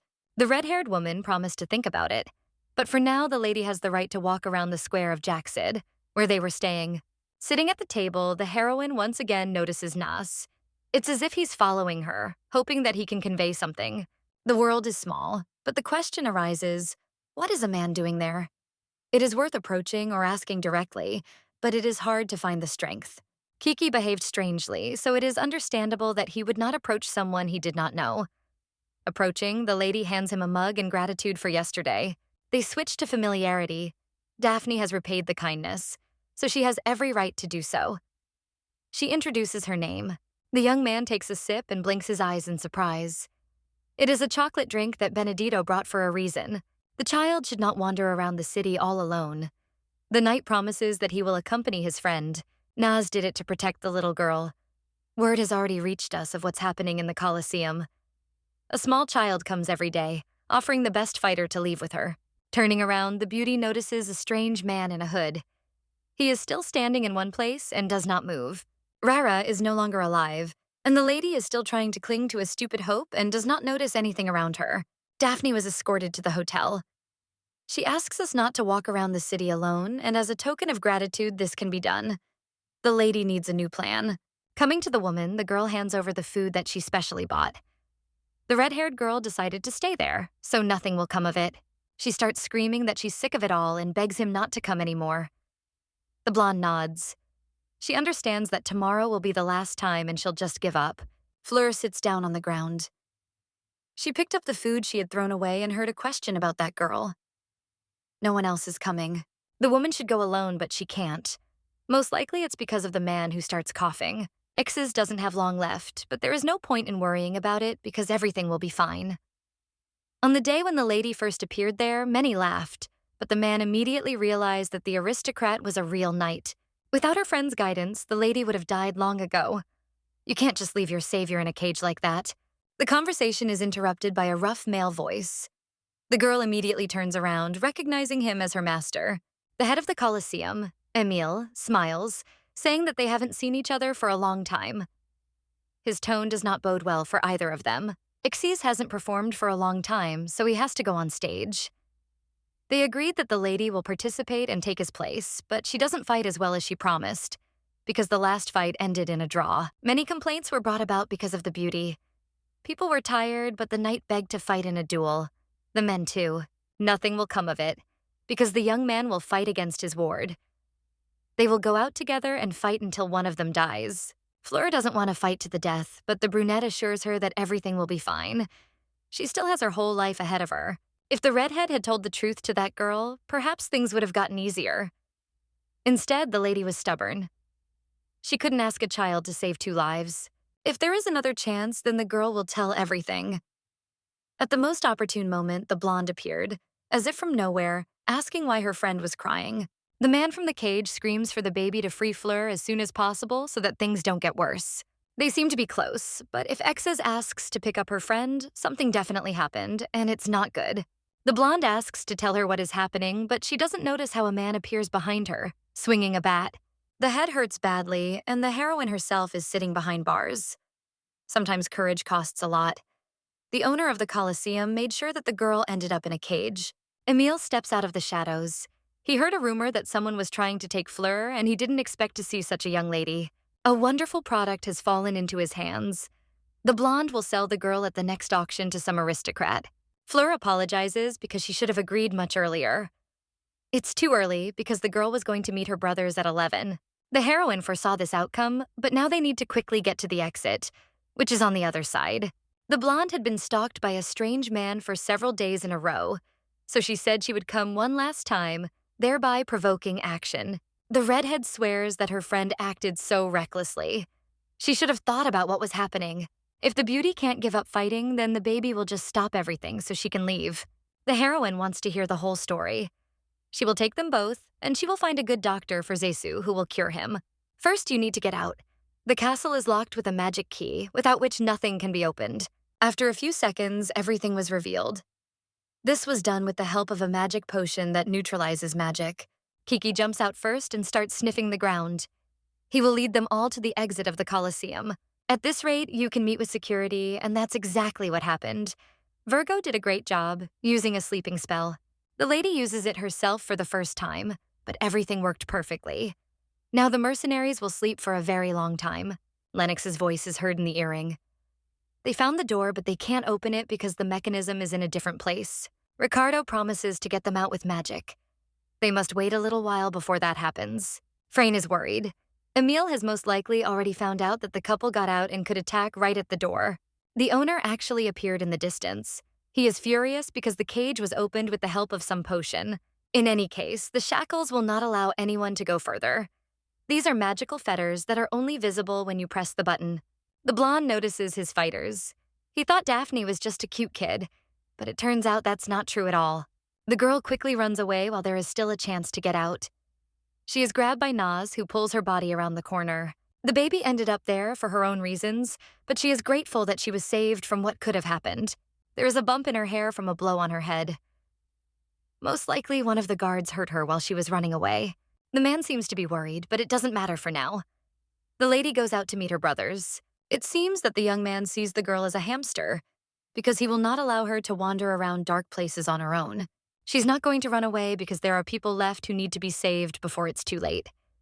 They need to be okay. Before heading out, the young man suggests going into the owner's office and not leaving empty-handed. In the office, the man keeps various magical objects, which can also be used to open the shackles on the legs. Dispelling the magical bonds is more difficult than it seems, given that there is much more stuff in the office. The search is interrupted by a gruff voice asking who is there. The door opens abruptly. Emile notices the girl, happy that he and the guards will catch her and send her back to the cage. The battle begins, with Naz the first to participate. He manages to strike one after another and harm the owner. The ceiling collapses, revealing a huge hole through which two figures can be seen on the roof. These are Daphne's brothers, who have already arrived just in time. They agreed to meet and realized that their sister needed help. Ricardo notices the same device with the button on the table. It can remove any shackles, so this is already a plus for saving the slaves. Fleur can't be taken away, but the brothers don't think so. The magician makes the button turn to ashes, which means there are no more shackles. The master of the Tower of Mages must be able to dispel the simplest spells. He raises many stones around himself. The young man is about to cooperate and give the girl back, but it's too late. When the bomb planted in the Colosseum explodes, the slaves will run away on their own. Emile kidnapped Benedito's heiress and wanted to sell her. He simply starts making excuses, even if it makes no sense. The brothers returned for Fleur and Zez, but they were found unconscious. The first thing they did was take the victims to the infirmary. The owner of the Colosseum was soon arrested. The girl heard that everyone was just waiting for a reason to lock him up in prison. Everything ended quite well. Even the red-headed one woke up. She was immediately calmed down and assured that everything was fine. Xiz is in the next room. The couple didn't know if Benedito would return, so they decided to clean up on their own. The girl took the sword with her, which the knight entered the arena with. It is probably important. Daphne asks for forgiveness for the fact that she was hurt. Nothing terrible happened because the story ended well for all of them. For this, they should be grateful only to this kind girl. If the offer still stands, then the lady wishes to become a faithful knight who will protect his mistress from all adversity. The girl didn't think that someone like Fleur would swear allegiance. She wasn't even an aristocrat, but that was exactly what was being counted on.